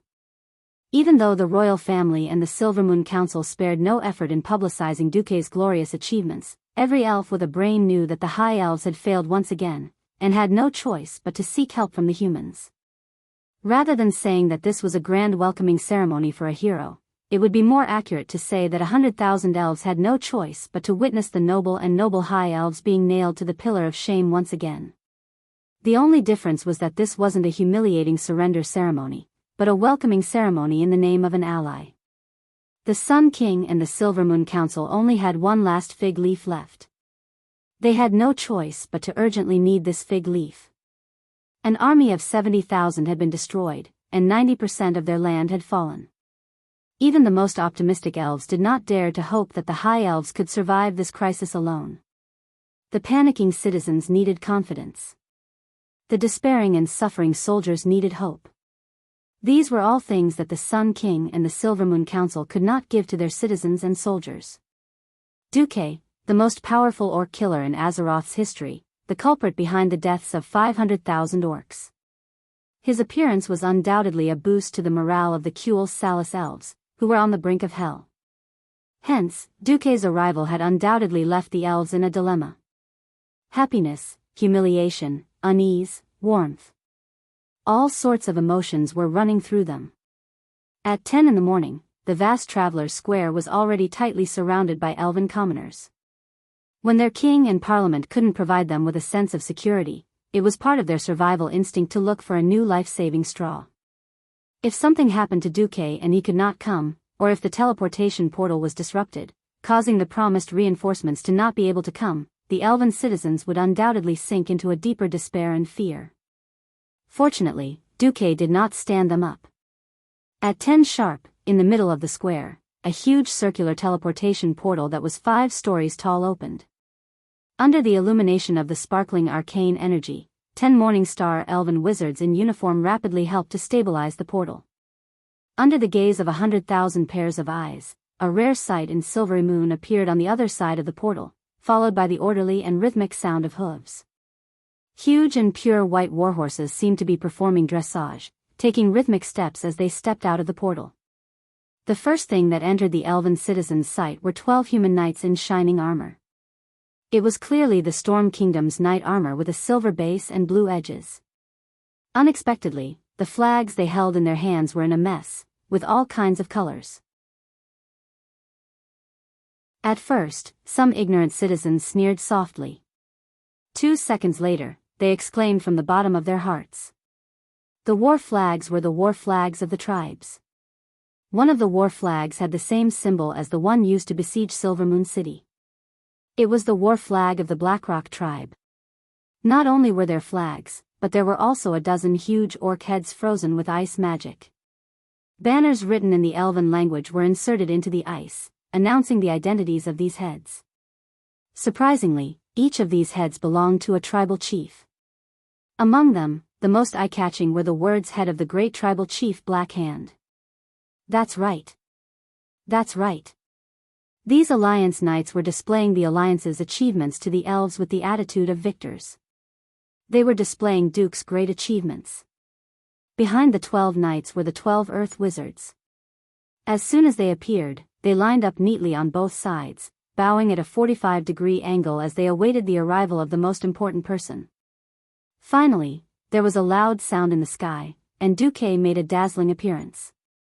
Accompanied by the deafening thunder, Duque appeared in the teleportation portal, enveloped by a tornado formed from 5 different elements. A wriggling chain of lightning. A violently spinning gale shield. An incomparably scorching snake of flames. A bone-chilling barrier of ice. An incomparably mysterious light of arcane magic. 5 different types of power could actually blend together harmoniously, turning into 12 spinning elemental energy balls that floated above Duque's head. Duque's move directly defeated Prince Kale, who always had 3 arcane energy balls floating above his head. In fact, it was not just Kale, Acting Chairman Morlens, who had been waiting at the side, also had an awkward expression on his face. Duque's people were invited by the Silvermoon Council on their knees. Even if the other party was obviously trying to humiliate them, the Silvermoon Council could only swallow it. Morlens pretended not to see anything, and put on a warm face as he followed Alusia to welcome him. Welcome, Teacher Duque. Duque, you're here. My father is already waiting for you. I am Acting Chairman Morlens. I represent the Silvermoon Council in welcoming you, Your Excellency Grand Duke Marcus. 3 people, 3 different forms of address, but it did not seem out of place on this occasion. Duque nodded lightly to Alusia, and the eldest daughter of the Berev family obediently stood behind Duque. Then, Prince Kale, that's on the left, and Chairman Morlens on the right, the 2 incomparably noble elves led Duque on the red carpet towards the hall where the Silvermoon Council was located. The horn sounded to welcome the guests, and thunderous applause sounded, accompanied by cheers that reached the sky. Countless petals were scattered by beautiful elven girls from the balconies of the tall buildings on both sides of the road onto the red carpet. Welcome. The hero of mankind. Long live the beast-man killer Duque. Kuel Salus is counting on you. Sir Marcus. No matter how much of the welcome was sincere, at least at this moment, Duque received the treatment he deserved. The arrogance of the high elves that had lingered in Silvermoon City for thousands of years seemed to have transformed into the red carpet used to welcome guests, and was ruthlessly stepped on by Duque. The corner of Duque's mouth curved into a sinister smile. Silvermoon City, here I come. As the savior of the world. If you are willing to put down your pride, then I don't mind giving you some pointers. If you are so stubborn, then don't blame me for letting you die. Various aspects of the history of the world of Azeroth appeared in Duque's mind. It could be said that since the first opening of the Dark Portal, the history of the entire world was a history of war between the Alliance and the Horde. There might be a short period of peace, but most of the time it was a state of war. Only when a stronger enemy attacked, and when they could not fight against the foreign enemy alone, would these mortal enemies quickly resolve their conflict and turn to an alliance. In history, Orgrim's troops only circled the Long Song forest once, and then left contentedly after setting up the storm altar, leaving the suffering trolls to deal with the elves alone. Now, history had changed greatly. Without a doubt, the person who now controlled the fate of the High Elves was Duque. Walking on the red carpet, Duque clearly did not have a noble crown on his head. However, in the eyes of the elves, Duque was without a doubt an uncrowned king.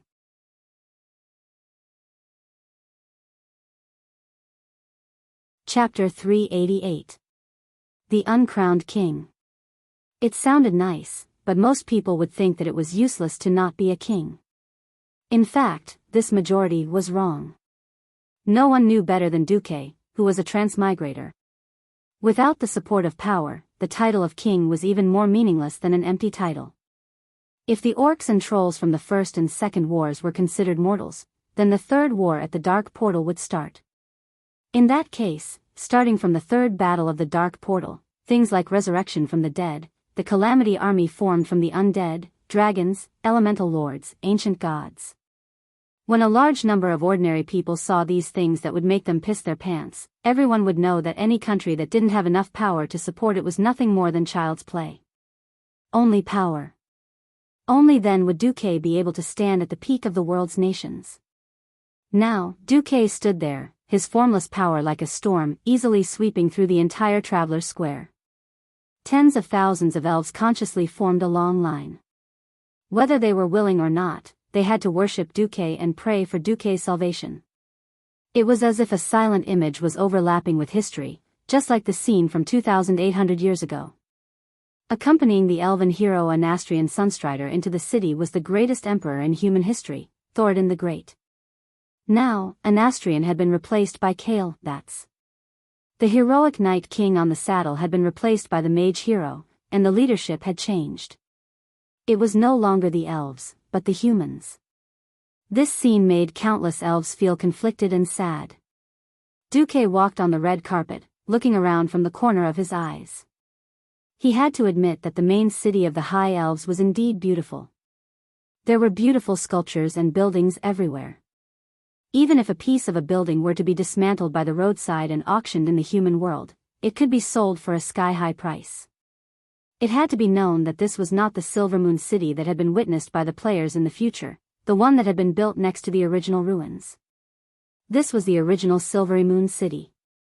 In terms of artistic value, it completely surpassed the 9 streets of the new city. Although New Silver Moon City was also very beautiful, compared to this beautiful ancient city with thousands of years of history, New Silver Moon City was more like a clumsy imitation. At this moment, Prince Kale, who was beside Duque, said softly, "Silver Moon is beautiful, right? She is the pride and greatest spiritual sustenance of the High Elves. If possible, we don't want her to be affected by the flames of war." Duque noticed that the prince used she to describe Silver Moon City. Just like how humans like to use women's names to describe warships. This kind of attachment to things was really characteristic of the elves. Duque replied, "That's exactly why I'm here." Kale, nodded and didn't say anything else. Before the negotiations reached the moment of signing, unforeseen events could still occur. The prince thought silently, as long as Duque doesn't ask for too much. The sound of drums and trumpets, as well as the noise, faded away with the end of the half-hour-long welcome ceremony. However, even though Duque's young and mysterious figure had disappeared from the entrance of the Parliament Hall, not a single elf citizen left. It was as if they were waiting for the final judgment, for the results of the negotiations. Everyone knew that the arrogance of the elves had long since angered the 7 human kingdoms and the bronze-bearded dwarves of the Cosmodan kingdom. When the humans repeatedly asked for help, the Silver Moon Parliament had arrogantly ignored them. Now, it was the High Elves' turn to face extinction. Would the humans still be willing to lend a helping hand? None of the elves knew. In the dazzling and glorious hall, the 1,024 magic lamps arranged in all directions illuminated the hall as if it was daytime. Walking in it, one couldn't see a trace of shadow, giving people a majestic feeling as if they were walking in the temple of the sun god. The Sun King Anastrian Sunstrider, who was sitting on his throne above the 9 steps of stairs, finally stood up. He spread his arms, and his slightly aged majestic voice reverberated in the huge hall that was more than 10,000 square meters. Welcome, the Grand Duke of Stormwind City, the Orc Killer, the hero of the humans, and the great guardian candidate, Your Excellency Duke Marcus. For a king to formally call out Duke's title as the most awesome was undoubtedly a huge concession. It must be known that this kind of high-hatted greeting, when uttered by a ceremonial officer, and when uttered by a king, have two completely different meanings. Duke didn't want to provoke the elves any further. He bowed slightly so that his head was in a straight line with his back. He didn't lower his head, but purely expressed his respect for his elders. Thank you, Your Majesty, the Breaking Dawn Archmage, the terminator of the Troll War, and the great ruler of the elves, Sun King Anastrian Sunstrider. Duke's words made the high-ranking elves, who had been laughing dryly, calm down a little. Your Excellency Marcus, may I ask if I'm talking to the Grand Duke of Stormwind City now? Or the Deputy Commander of the Rotterdam Alliance? The Sun King's words had a deeper meaning in politics. Previously, in order to avoid provoking Kuel Salus, Duke could only approach the border of the elves in the name of the Grand Duke and his private army. If the high-ranking elves turned a blind eye and let Duke enter, they would let Duke stab them in the back during the first or second battle between the elves and the tribes. Then, the elves would at most think of a way to compensate Duke, and then join the alliance. Then, the matter would be over. However, the Silvermoon Council would accuse Aurelia of having an affair with Duque, and forbid Duque from entering. Alright, now that the elves' main force had been defeated, and the new soldiers had yet to be trained, they were only willing to invite Duque when their country was on the brink of extinction. If Duque insisted on holding on to this point, the elves would naturally have to continue to compensate Duque, who was the Grand Duke, for the damage to his heart and so on. Of course, Duque could do that, but he would be at a disadvantage. A smile appeared on Duke's face as he raised his hand, and a very formal document appeared in the air in front of all of the elves with the power of the arcane technique. I, Duke Marcus, have officially obtained the absolute authorization of the Rotterdam Alliance. As the Deputy Commander of the Rotterdam Alliance, I am fully responsible for the negotiation of the Kingdom of Kuel Salus joining the alliance. On it are the seals of the Commander-in-Chief and the kings of the member countries. Duque's move caught the Sun King and the Silvermoon Council off guard. No one expected Duque to have such a huge influence in the alliance. He actually obtained the full support of the Commander-in-Chief and 8 kings in one night. At this moment, the 8 kings were fighting bloody battles against the Horde on all fronts in the world.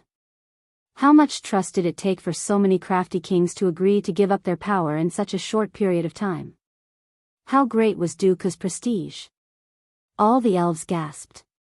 At this moment, a herald suddenly ran in a hurry. Oh no, the tribes have broken through our regional magic defense, and they will attack the city at any time. Duque raised his hand, and suddenly, a flag flew out of his storage space and into Aurelia's hand. Take my flag and stick it on the city wall. Today, the chief of the tribes will naturally get lost. The elves' faces changed again. Retreat with one flag? Are you kidding me?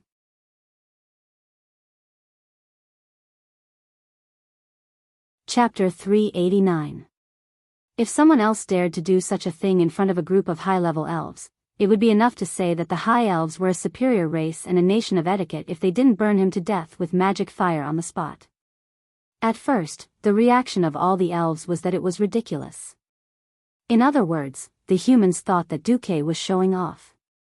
Not just any show-off, but a show that was courting death. A war flag could force back a horde army of 100,000? Wasn't he afraid of being struck by lightning for showing off so much?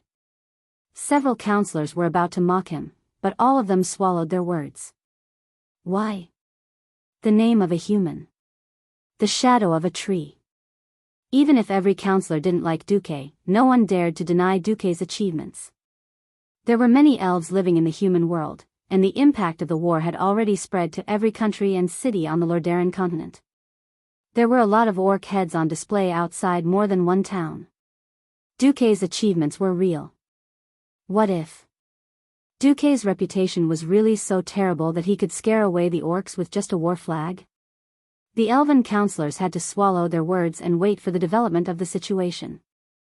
Duque looked at Aurelia. Aurelia also stared at Duque. This beautiful and smart elven ranger general certainly knew what Duque wanted. Duque used his wisdom to foresee a shameless and despicable power struggle. He also foresaw that this power struggle at the cost of the lives of the High Elves was destined to break Aurelia's heart. However, he still did his best to accompany her in her efforts, waiting for that 1 in a million chance of the high-level elves' brilliance. She didn't wait for that elven hope.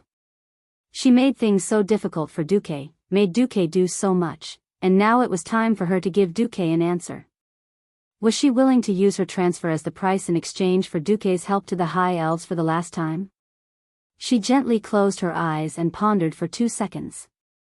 When Aurelia's beautiful eyes appeared in front of everyone again, they were no longer confused, but incomparably determined. Aurelia Windrunner's clear and melodious voice resounded in the hall. According to His Excellency Duke Marcus' request, I will unfurl this flag and raise it high. Then, I will ride on a chocobo and cross half of Silvery Moon to the top of the outer walls. I will plant this flag there and see how the horde will react. Who agrees and who objects? Her mellow voice was filled with determination. In fact, this was Aurelia's final, tearful accusation against the vermin of the country and the useless people in high positions. That's right. As long as any of you still have a bit of backbone, then step forward and use the elves' methods to solve the elves' crisis. If all of you are useless trash, then don't blame me for hiring an outsider. Who agreed? Who objected? She said it lightly, but no one dared to say anything. Everyone knew that if Duque succeeded, then Duque would become an undying legend in the history of Azeroth. At the same time, it would be a huge blow to the reputation of the Kuel Salis royal family and the parliament. But in a crisis like this where the army was pressing down on the city, one wrong word could mean the end of one's political career and even one's life. The counselors, who would speak eloquently in this hall almost every time, were all mute. After Aurelia finished speaking, she waited for a full 10 seconds. Her gaze swept from left to right, from top to bottom, back and forth between the counselors and the Sunstrider father and son. When she found that no one dared to meet her gaze, Aurelia's face revealed a sad but resolute smile. That means no one is against it? Then I'm leaving. I'm leaving. Not only did this mean that she would step out of the hall and run to the top of the city wall, it also meant that she, the Ranger General who had been loyal to Quell, the lost for thousands of years, the heroine of the High Elves, would forever leave the people she once loved, her country, with disappointment and sorrow. Prince Kael, was deeply hurt by this scene. He almost instinctively raised his right hand, as if he wanted to ask Aurelia to stay, but he still put down his hand dejectedly. After seeing the prince's action, Aurelia opened her mouth slightly, as if she wanted to say something, but in the end, she didn't say a word. She turned around and walked away. Tisk. Illyria wasn't the only one. Servanas, who was also a ranger general, also turned around and left with her sister. However, what she left behind for the counselors was the back of her head, which was even more rebellious. Time in the hall seemed to freeze. No one spoke because everyone was waiting for the result. In the end, a shocking legend would be born. Or would it create a joke that would be laughed at for 10,000 years? Every high-ranking person was looking forward to it. Aurelia strode out of the hall, and her third and fourth sisters immediately came up to her. Let's go. A certain braggart claimed that he could scare off Orgrim with a flag. Let's go and see. Without hesitation, the 4 Windrunner sisters flew up to their mounts. Under the watchful eyes of the crowd, they unfurled Duque's huge blue storm emblem flag. Compared to Silvermoon City, which had red and gold as its base color, this refreshing blue was so out of place. It was so abrupt and glaring. Moreover, an elven ranger general was holding up a human noble's flag. What did this mean? The moment the flag fluttered in the wind, Aurelia truly received the attention of the crowd. Suspicion. Panic. Unease. Questioning. Complaints. Anger. Almost all the emotions gathered on Aurelia's face. Her arm was firm and strong, as if she had pulled a bow millions of times. Her body was as firm as a pine tree. She was not afraid of the rumors or the attacks of hostility. However, on her beautiful face, 2 drops of tears rolled down. Yes. These are the last 2 drops of tears that I, Aurelia Windrunner, shed for my beloved country. Through the long street. Through the square. Ignoring the bewildered citizens and the guards who tried to stop her, Aurelia finally arrived at the top of Silvermoon City's main gate. In her field of vision, a mixed army of tens of thousands of tribes and trolls had long been prepared to attack the city. Over 1,000 huge and crude catapults were lined up in a row. The orc laborers panted heavily, carrying heavy sandbags on their backs, ready to fill up all obstacles on the siege road, with sandbags or their corpses. The heavily armed orc warriors roared restlessly. And the even more cruel trolls continued to slaughter the elven captives before the battle began, carrying out the last blood sacrifice before the battle. However, when Aurelia rushed up to stand on the top of the city wall, she suddenly stirred up strong gusts of wind behind her, condensing the hurricane into a huge battle bow. After she shot out Duque's storm flag, half of the battlefield below fell silent. 500 meters away, the azure storm flag that was stuck in the ground fluttered in the wind. Every orc who saw this flag was in an uproar. There was no longer that fierce and unparalleled aura, but instead an indescribable panic.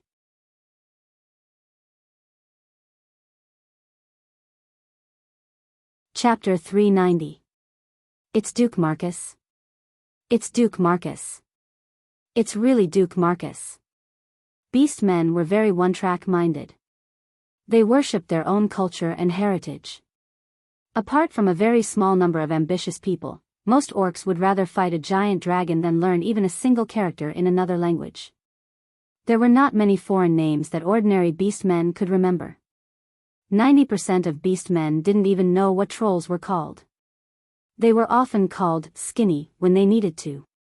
However, every beast man remembered a nightmarish name, Duke Marcus.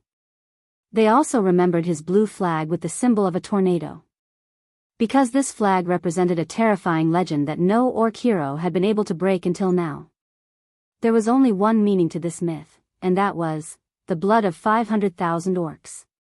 From the elven forest fire, to the burning of Stormwind City, to the massacre by the battleship flying the blue Stormwind flag when crossing the sea, to the 2 meat grinder battles in South Shore, to the hinterlands being toyed with time and time again. Duque was the absolute nightmare of the beast men. Beast men often complained that warlocks used demonic powers. However, in the eyes of most beast men, Duque was the true king of demons. Rumor had it that Duque had endless magic power and countless devil's hands. When he released the flames of hell, he could destroy the heavens and earth. He could blow up a planet with 1 move, and pierce through the entire universe with 2 moves. Most beast men were illiterate anyway. The more they spread, the more unbelievable it became. If Orgrim was leading the hotheads who had just come from the dark portal, perhaps Orgrim would even try to trick them into testing the waters. Obviously, they weren't. They were the last elites of the Blackrock tribe, but they were also survivors who had been tortured and killed by Duque multiple times. They could kill any kingdom in the world without hesitation, or the owner of any flag, except for the owner of this flag. The former chief and great chief, Blackhand, was dead. Close to 60,000 Blackstone elites had become burial goods for Stormwind City. Even the Blacktooth clan, which had split off from the Blackrock clan, had suffered heavy casualties in the recent battle of the Earthy Highlands due to an elemental giant princess who had appeared out of nowhere. Almost all of Duque's victories were built on the pain of the Blackrock clan. In the Blackrock clan, every household had the name of Duque, which was equivalent to the god of death. The morale of the entire orc camp declined at a visible rate. All of them lowered their heads, not even daring to look at the flag. Orgrim, who had never drunk demonic blood, maintained the natural reddish-brown skin of a beast man, but now his face was ashen. He was livid at the disappointment of his fellow clansmen. His face was also ashen because of another matter. Ghoul Dan. Did that female Long Ears use the power of the Storm Altar? Orgrim grabbed Ghoul Dan in shock and asked hurriedly. Ghoul Dan glanced at him, then lowered his head and replied, correct. This time, Orgrim did not feel anger at the disappointment of his clansmen. Instead, he felt a bone-chilling coldness. It was as if in that instant, the illusory death scythe had brushed past his majestic body like an untraceable cold wind. Everything that had happened since he had landed in the hinterlands replayed in his mind like a movie. Orgrim suddenly felt like he was a clown dancing in the palm of a ghost. He had thought that it was a good move to get a new force to join him and attack the main city of the elves from thousands of miles away. Who knew that everything he had done, every step he had taken, was all within Duque's calculations? If the evidence was not obvious before, everything could be explained from the moment he deciphered the runestone. Duque also coveted the power of the runestone, but due to the good relationship between the elves and humans, he could not take the initiative to do it. So, he used the orcs to destroy the runestone first, and then took advantage of it himself. The elves did not belong to the Lordaeron alliance. No matter how many elves died, it had nothing to do with him, a human, or the alliance. So, he could watch coldly from the perspective of a bystander as hundreds of thousands of elves were slaughtered by the allied forces of the orcs and the trolls, until the elves could not take it anymore and gave in. Of course, the horde had taken all the notoriety. It was obvious that Duque had reaped all the benefits. Even though Orgrim did not know what Duque had gotten, it was clear that Duque had gotten what he wanted. That was why he had raised the flag to warn the horde. Zuluhid did not seem to care, and muttered, so what if that Duque is here? I don't believe he can save so many long ears by himself. Humph. Orgrim snorted coldly. Duke Marcus has nothing to do with the holy power that his monarch believes in. He can even burn down the main city of his own country. Why can't he burn down the city of the long ears when the horde attacks this one, and let us be buried with the long ears? If he could be so cruel to himself, he would definitely be even more cruel to others. This logic seemed to be accurate. It was a pity that Orgrim would never know that Duque's origins had nothing to do with Stormwind City. Orgrim felt bitter. The great chief hesitated. With regards to Duke's defensive skills, Orgrim definitely had a deep understanding of them. The cries of his compatriots who had died under the three-dimensional attack seemed to echo in Orgrim's ears. If Orgrim had the Horde's army at hand, he would have a steady stream of orc reinforcements with the dark portal supply line at his back. Perhaps Orgrim really did not believe it, and wanted to fight Duque. No matter what, destroying a race's capital was still something that boosted the morale of the race. That was under the premise that Duque did not interfere. But now, the situation had changed drastically. Originally, Orgrim thought that even if Grom Hellscream's main force could not take down the capital of the strongest human kingdom, Lordaeron, they would still be able to deal a heavy blow to the allied forces. Who would have thought that Grom's assault would be destroyed by a new flaming weapon invented by Duque? He only found out about this after he promised Zhu Jin to attack the elves and stepped into the Long Song forest. Grom could no longer rely on his own forces to break out of the encirclement, and needed his Blackrock clan. He did not have the capital to waste any more time here. Moreover, Duque's personality was one that would bite off a piece of flesh from you even if he suffered heavy losses. This gave Orgrim a headache the most. With all these factors in mind, Orgrim believed that retreating was the only option. He would never have thought that if he really wanted to fight, Silvery Moon would not be able to withstand it, informed Zhu Jin. Retreat. The great chief ordered.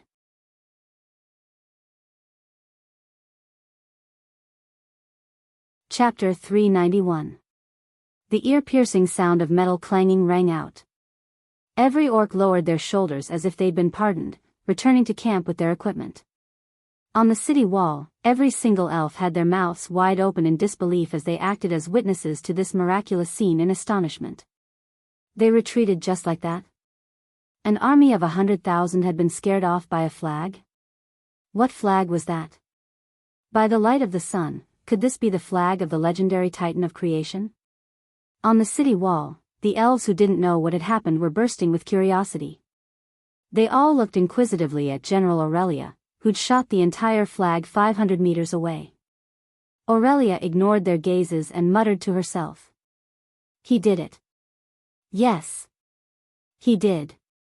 Windsor was the first to answer. He. It seems like there's nothing our new master can't do. Cervantes added in a rebellious tone. Only you and Big Sis agreed to the transfer, the quietest Lilith complained. Aurelia smiled bitterly. Silly sister, we all ran, but you still didn't want to. This is bad for you. Cervantes clamped fourth sister's neck under his arm and smirked. If you're really that unwilling, you shouldn't have followed Big Sis and me to ride chocobos across half of Silvery Moon to demonstrate to the counselors. Lilith didn't say anything, tacitly admitting that her second sister had seen through her thoughts. At that moment, the ones who were the most shocked were the counselors who were watching the live broadcast, as well as the Sun King and his son. Retreated? They retreated just like that? Although everyone could tell that the troll was unwilling, he'd still retreated in the end. Retreating with a single flag? No. That was retreating with a single flag. If not for the fact that the humans and orcs had been at war for more than a year, and millions of lives had been sacrificed in the war and massacre, the hatred between them would have been so intense that it couldn't be resolved. The elves would definitely think that the orcs and humans were putting on a show to trick the high elves. Of course, the unease and panic on the faces of the orc warriors couldn't lie. Now, regardless of whether Duque had used his illustrious reputation or something else to achieve it, Duque had done it. Even if the negotiations between Kuel Salus and the Alliance failed, at least Duque had helped them by the most precious time. Whether the high elves were willing or not, the entire Kuel Salus was now in a state of war. Every 3 days, 100 groups of qualified blade throwers could be trained from the civilians who had never been in combat. 1,000 craftsmen who were engaged in other jobs could be turned into craftsmen for war machines. The structure craftsmen could produce 50 thrown arcane guards. The high elves were stunned. When they truly unearthed their combat potential, they would be able to hold on for a while longer. Of course, without Duque, they wouldn't have been able to hold on for too long. The most important reason was that the country had fallen too quickly. Nearly 50% of the citizens outside Silvermoon City had either been slaughtered or blocked by the Horde's army. When the Trolls' headhunting squad wiped out all of these resistors, the disadvantage of the elves' small population would be magnified. The few elves could not resist the Horde's army at all. At this moment, everything was different. The haze of war had not completely dissipated, but at least everyone could see the light of hope, even if that light came from a human named Duque. In the hall, the Sun King Anastrian spoke. Sir Marcus, your reputation is so great that every eyewitness is amazed. I have to admit that although you are young, you do indeed have the ability to lead this terrible war between races. Let us use this as the basis for our negotiations. As the Sun King waved his hand, a magic device beneath Duque's feet was activated. Don't misunderstand, it was not a magic trap, but a raised platform. 1 level, 2 levels, a total of 9 levels, allowing Duque to rise to the same height as the Sun King. A rectangular table appeared between the Sun King and Duque. The Silvermoon Council's acting chairman, Morlens, could only sit next to the Sun King. On the other hand, Duque let Alucia sit next to him, acting as a clerk. With the posture set, the other counselors could only listen from a few levels lower. It seemed that they were not even qualified to speak. This was the punishment the Sun King gave to the counselors after he regained control of the country. After sitting down, Duque's first words were, "Before the negotiations officially begin, I have a small personal request." "Speak."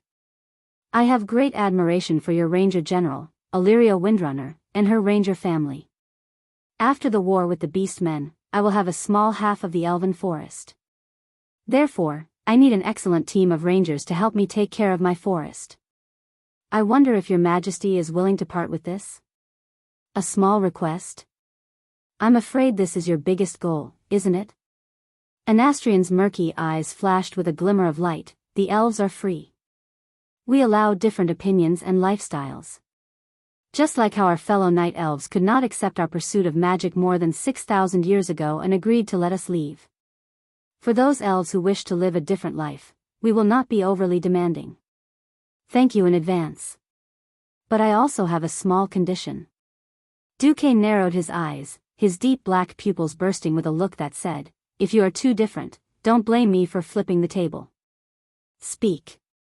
Before the main force of the horde is chased out of the Long Song forest, every windrunner must continue to wear the badge of Cule Salus. Sure. Duque knew that this was the High Elves' pride at work. The Sunstrider royal family did not have a princess, so naturally there was no marriage alliance. Even if they lost face now, it was not a big deal. But if everyone knew that reinforcements were obtained by selling off their own general, how could the Sunstrider lead this country in the future?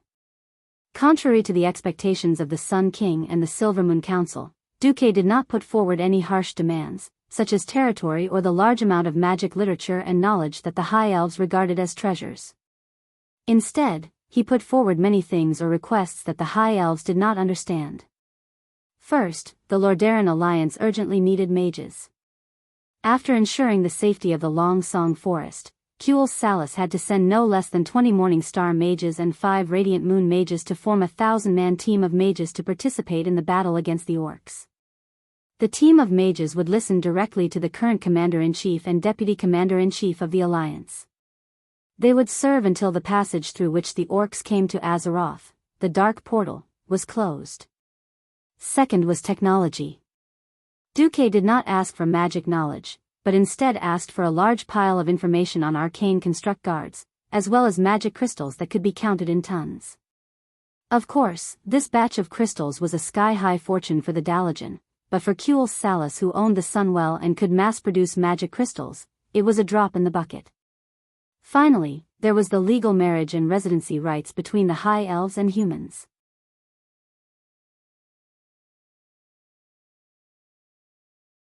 Chapter 392.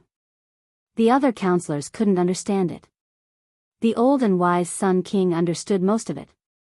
First of all, for both public and private reasons, there seemed to be nothing wrong with mobilizing the mages. To quote Cule Salus, "You can't possibly let Prince Kale, that's work for you, Duque, right?" Sun King immediately knew that the people Duque had taken away were all members of the Silver Moon Council. There were mages on the Alliance's side, mages on the Horde's side, and also mysterious and evil sorcerers. No one could guarantee that no one would die in battle. When more counselors died, the Sun King would naturally have a way to fill the vacancies. At that time, the Parliament would definitely not be a monolithic block, and there would be great opportunities. Secondly, there were the magic crystals. Duque, of course, said that it was to make up for the consumption of the Alliance's mages in the magic war. But as for how to distribute the magic, the commander was the king of warriors, Lothar, who only knew a little about magic. Wasn't it up to Duque, who was in charge of magic in the Alliance? Finally, there was the right to marry. On the surface, it looked like Duque was doing this for his own selfish reasons. He might have a chance to marry Aurelia. However, the Sun King felt that it was not that simple. The High Elves used to boast that their bloodline was nobler than the other races, and they were not allowed to marry openly. Most of the time, they only allowed those who wanted to marry a foreign race to leave their own race.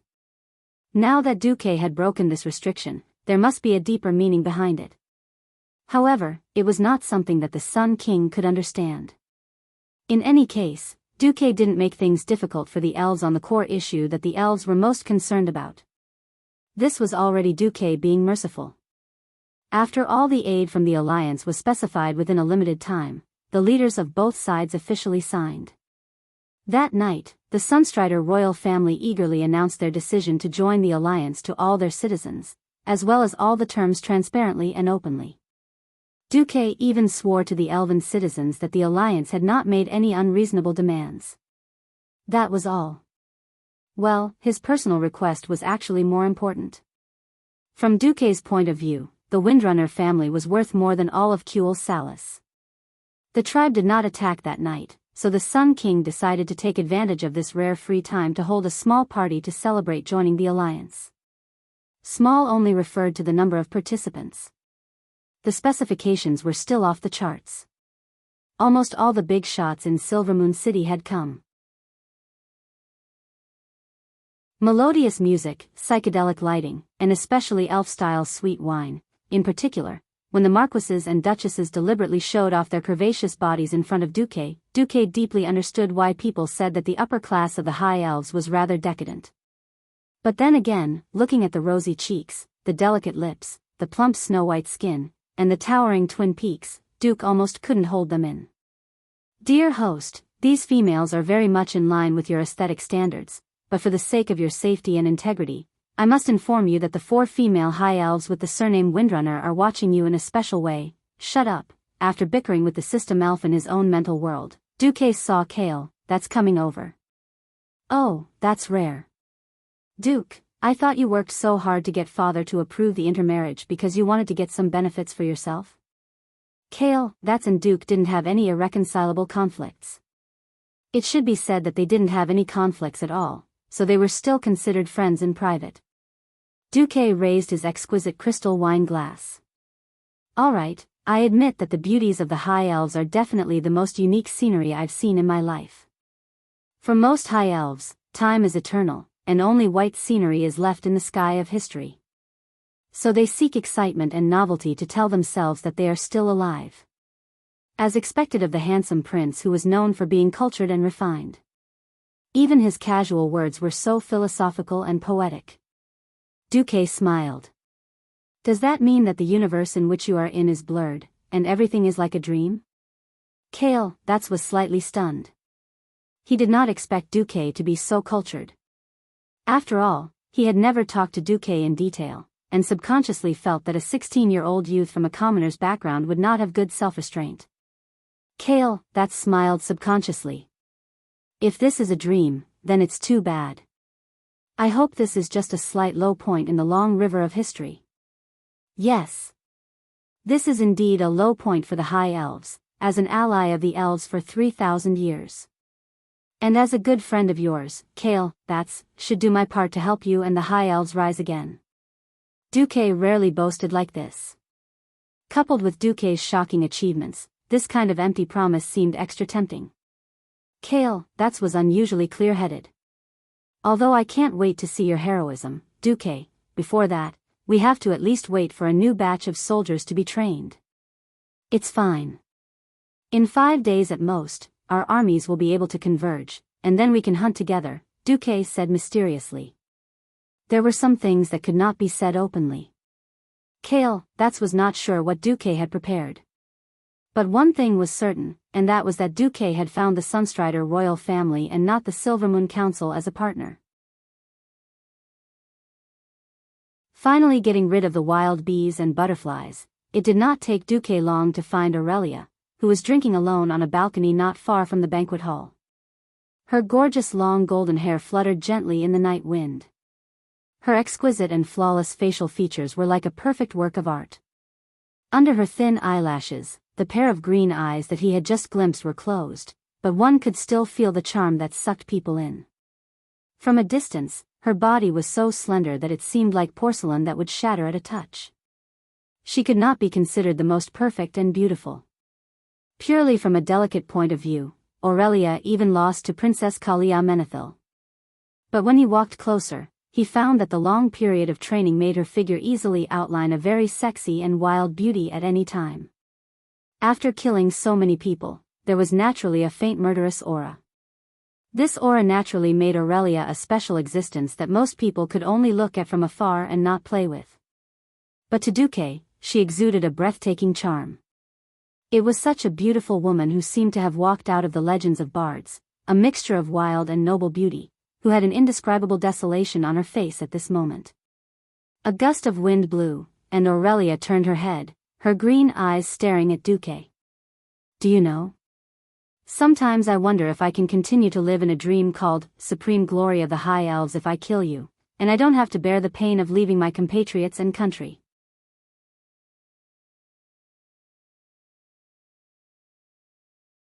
Chapter 393. Kill me, and I'll resurrect too. Duque thought quietly in his heart. Duque sighed softly. The world has changed. If I don't open my eyes, I'll only fall into the deepest despair the moment I wake up. It's not too late, Aurelia. you can still regret it. Regret what? Regret that I didn't see the Silver Moon Council's true colors earlier? Or regret that I served you? What a joke. I, Aurelia Windrunner, never regret what I do. Illyria wasn't wearing her ranger uniform. She was only wearing a pure white evening dress. On the surface, she looked like a gentle and pleasant beauty, but in reality, she was a heroine as fierce as a storm. At some point, Aurelia was already leaning on Duque's shoulder, who was wearing a blue and white evening gown. Because Duque had grown taller, Aurelia was now slightly lower than Duque's head. She snuggled up to Duque, and even when Duque consciously hugged her waist, she didn't feel uncomfortable at all. It was as harmonious as a perfect painting. Duque said lightly, "It's good that you don't regret it, little rascal. Not regretting it doesn't mean you're not sad or in pain." After a pause, Aurelia continued, "Don't move, just let me lean on you for a while." Okay. The two snuggled up to each other, enjoying the warmth from each other and the warm feeling of their souls merging. After an unknown period of time. "Hey, Duque, what will happen to Azeroth in the future?" Duque looked up at the starry sky with a deep expression. His gaze seemed to have transcended the void, transcended history, and arrived at a certain node in the future. Duque's voice was ethereal and dreamy. "The Burning Legion has made a move again. Even if I don't want to admit it, beating Sargeras into the bottomless abyss isn't the end. In 5 years at the earliest, or 10 years at the latest, the Burning Legion will definitely make a bigger move. At that time, we might need all the races to work together to get through this." Aurelia's whole body trembled, and the 3 beautiful figures who had been eavesdropping on the tree not far away also trembled. The Windrunner sisters recalled all of Duque's miracles. That kind of prophecy of the highest level, like a charlatan, gave each of them a strange premonition. It was as if their fates would be tightly linked to Duque's future. He gently stroked Aurelia's soft golden hair. "But before that, I promise you that I will make the culprit behind the massacre of the High Elves, Zhu Jin, pay the most tragic price." At that moment, Duque felt Aurelia's fingers tighten around him. Those fingers that looked like tender white jade suddenly turned into the sharpest dragon's claws. The great force that came from those fingers made Duque's shoulder feel a little pain. "I'm sorry." Aurelia suddenly came to her senses and apologized. "It's okay." Duque silently added the fitness option to his growth plan. "Should I get a battle mage subclass?" Almost at the same time, Zhu Jin, who was in the tribe's main camp, felt his mind go blank. The tribe has done enough for the trolls. Now it's time for the trolls to fulfill their promise and serve the tribe. I need the trolls to obey orders and follow us to attack the humans' capital.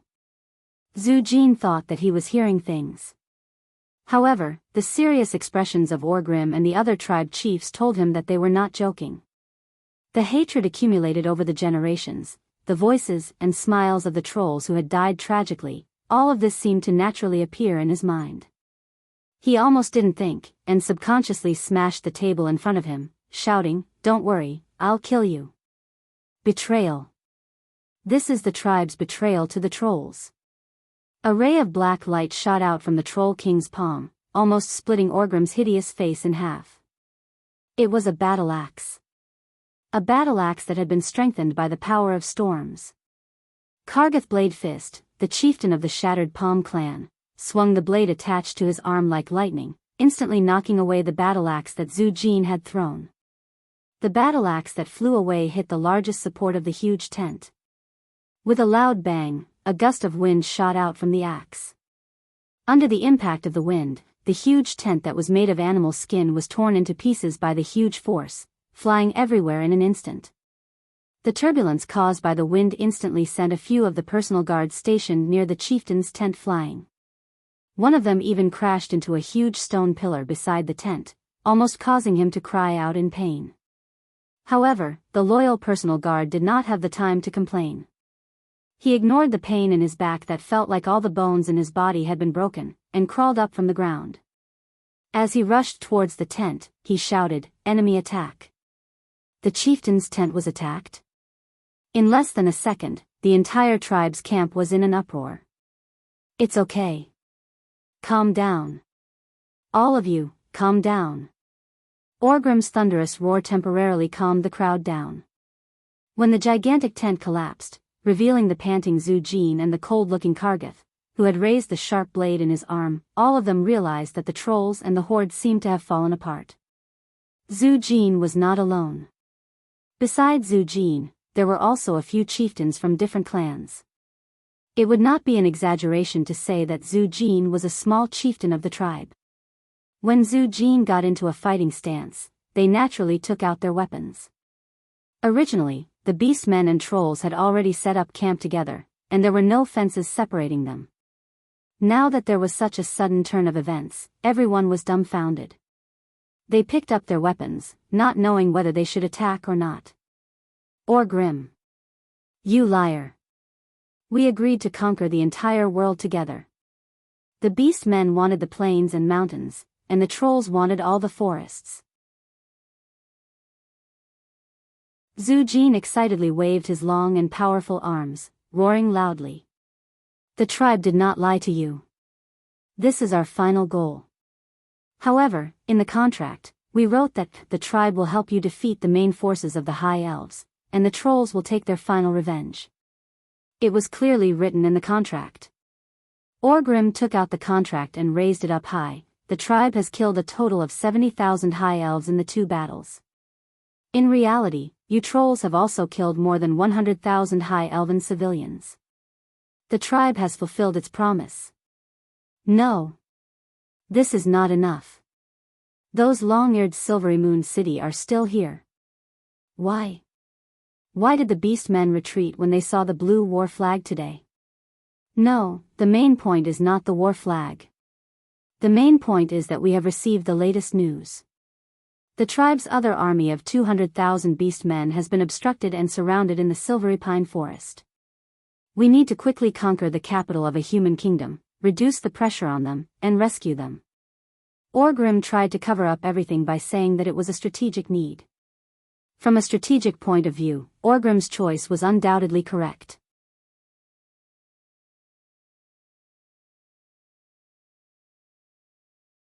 Chapter 394. After all the chiefs agreed that Duque was using the horde to weaken the High Elves. If the horde dared to attack Silvery Moon, Duque would dare to burn the city again. Even if it was a perfect misunderstanding, and even if Duque wanted to burn the city, the elves would not allow it. But the horde did not know.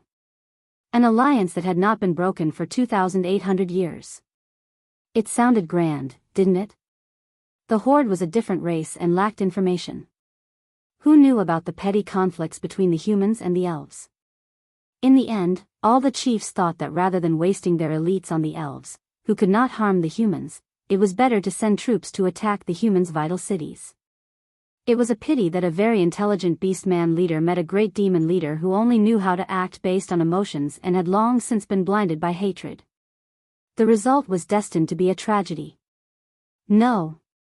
The trolls will not recognize this alliance written in the common human language. It's full of word games. As long as the horde fights with the trolls, we will still be brothers. We will still be brothers. Zhu Jin raised his remaining battle axe and roared. Orgrim felt aggrieved. There was no direct translation between the troll and beastman languages. The only way to communicate was in the common human language. Zhu Jin, how could you just destroy an alliance written in the common human language? Orgrim was furious. To be honest, the beastmen were not a race with a good temper. I, Orgrim, am the chief of the horde. I have to consider the interests of the entire horde, not the trolls. Do you think that if there is a single high elf who is still alive, I will have 50,000 elites accompany you trolls to kill the last elf? Yes. That's right. This is the only way you can show your sincerity. This is the only way you are qualified to be the trolls' allies. Zulad suddenly stepped forward and swept away all the obstacles between him and Zhu Jin. I repeat on behalf of the chief, the horde does not only have trolls. We have beastmen. Ogres. Golems.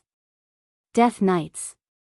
The trolls do not have the right to ask the entire horde to be their fighters. Without the support of the horde, you trolls are only fit to be rats in the depths of the forest. You can't even step into the Long Song forest. Zhu Jin's face turned red at Zuluhid's blunt humiliation. Rats? How dare you call the people of the Great Amani Empire rats? No existence could insult the giant demons. No, Zuluhid. Kneel down and apologize to the ancestors of the giant demons. Apologize? Never. The trolls can't do anything without the orcs. Why should the brave orcs apologize? This time, Zulud was furious, and he whistled. A huge adult dragon suddenly soared into the sky from the back of the camp. Even if it was unwilling, it would let Zhu Jin know what a dragon's breath was as long as Zuluhid gave the order. Zuluhid. This is your last chance. If you don't kneel down and apologize, I'll use the wind to cut off your legs and make you kneel forever. Zhu Jin waved his axe. Bastard. Think about it, if we hadn't built the storm altar for you. Where did you get the power of the storm? Zulud pulled out his warhammer and blasted. Enough. It's enough.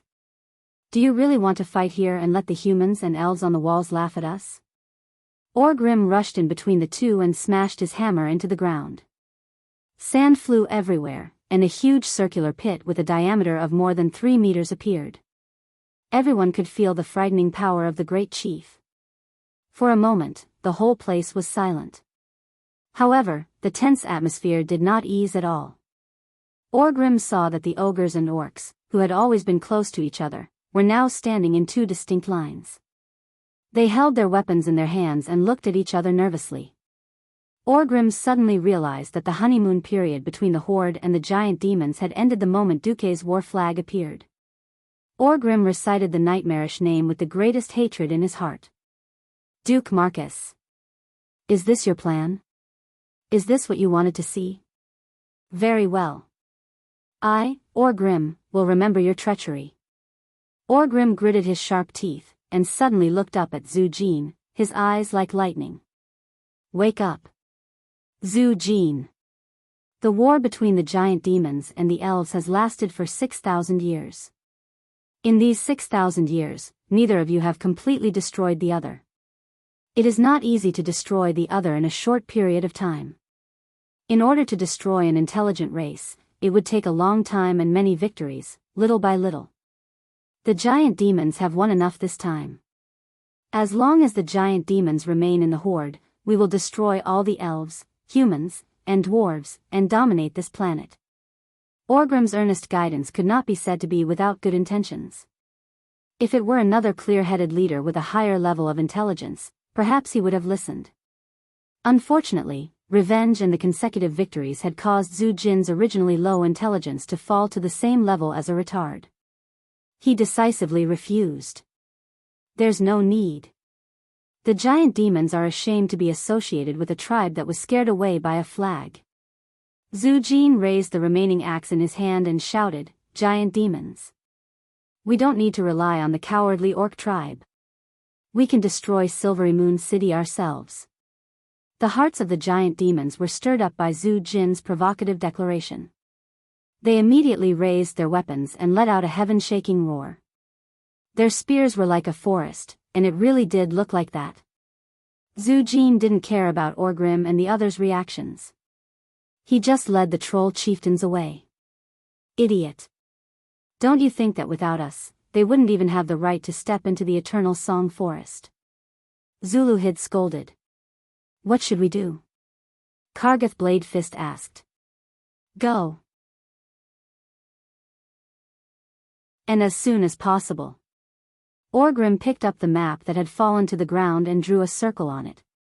Finally, it landed on a name. We'll go like this, and then go here. The tribe chiefs thought for a while, and finally nodded. Back at Silvery Moon City, at the banquet hall. Duque reluctantly let go of Aurelia. Duque, rest early. Perhaps tomorrow will be a bitter battle. After all, there are at least 4 days before your reinforcements arrive. Bitter battle? What bitter battle? Duque pretended to be ignorant. What do you mean? The high elves can't defeat the orcs, ogres, golems, and giant demons, but can't they defeat a group of giant demons who don't even know how to break through magic? Duque replied with a faint smile. Oh, if this is true, then this is definitely the best news I've heard since Kuel Salis was invaded. The one who replied was not Aurelia, but Prince Kale, who had unknowingly appeared in the corridor a few meters away.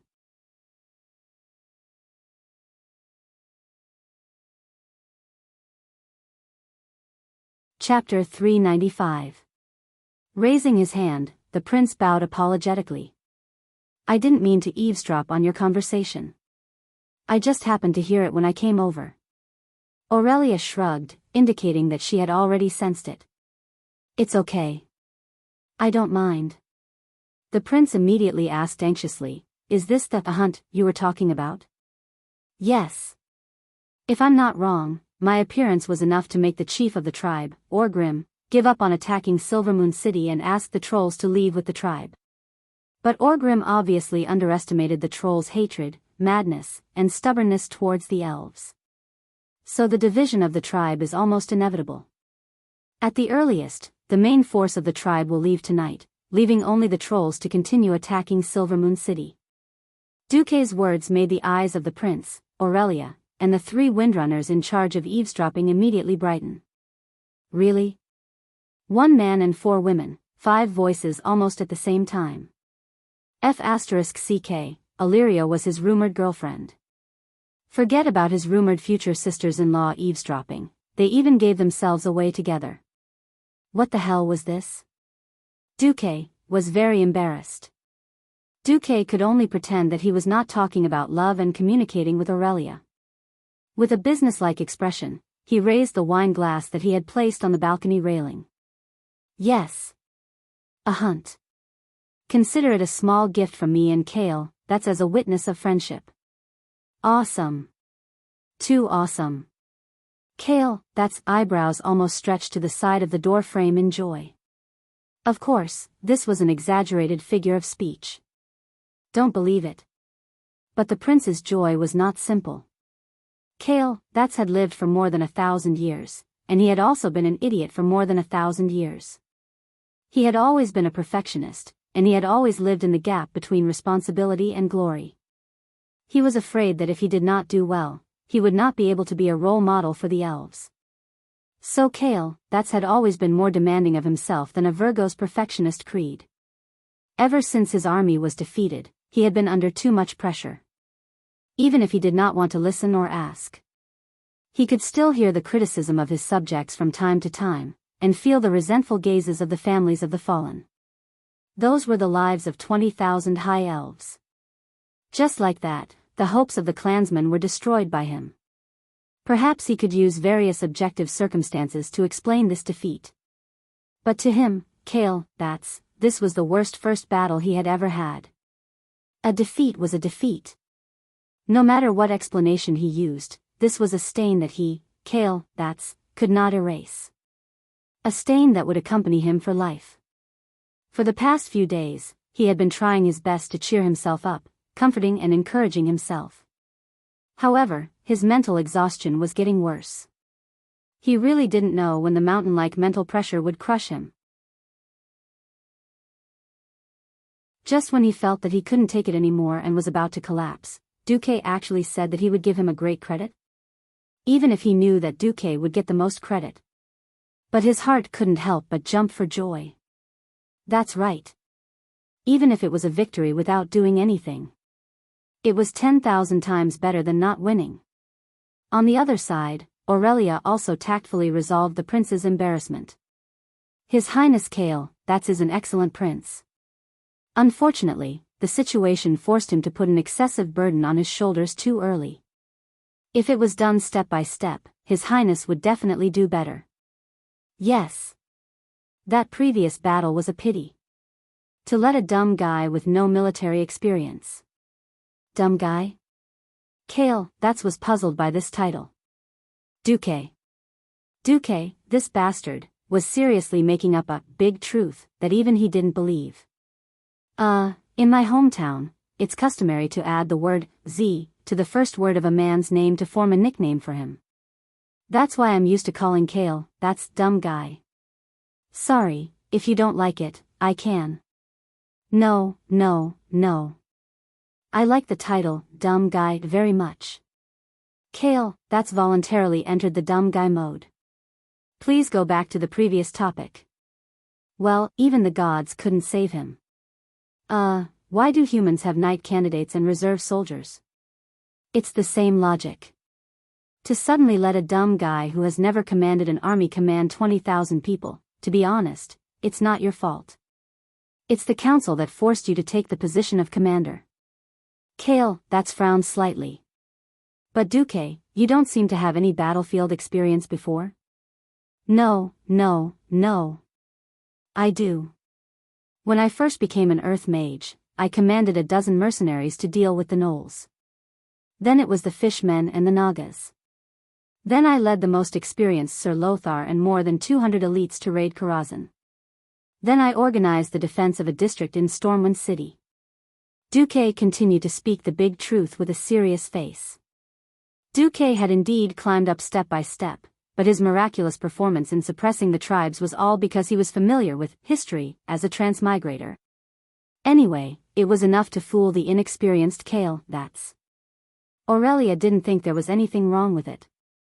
So, dumb guy, what you need the most now is a mentor who can give you actual combat experience and guide you to deal with the tense situation in front of you and achieve victory. That's right. That person is your brother, me, Duque. It sounded very mysterious and full of a sense of deception. Unfortunately, Duque's battle record was too frightening, and the momentum of repelling an army with one flag was too awesome. Kale, that's had to believe it. If there was anything that overwhelmed his last bit of hesitation, it was undoubtedly the good news from the messenger. Your Highness. Good news. There was an internal strife in the tribe just now. The main force of the tribe, mainly orcs, is withdrawing from the camp. Only the trolls are left. Kale, that's and the others were all shocked. Kale, that's looked at Duque again, his eyes filled with almost fanatical worship. Duque revealed a mysterious smile. What did I just say? Kale, that's completely ignored it. He directly bowed his head and said in the most humble tone, Duque. No. Mentor Marcus. Please teach me how to win a battle. Duque hurriedly helped Kale, that's up. There's no need for honorifics. I'm your friend, so it's not a problem for me to give you some pointers. As long as you listen to me, I guarantee that you'll get rid of your decadence. Really? Yes. The first thing you have to do is wait for the main force of the tribe to leave. Then, before my reinforcements arrive, just rely on the elven troops to deal a heavy blow to the troll main force.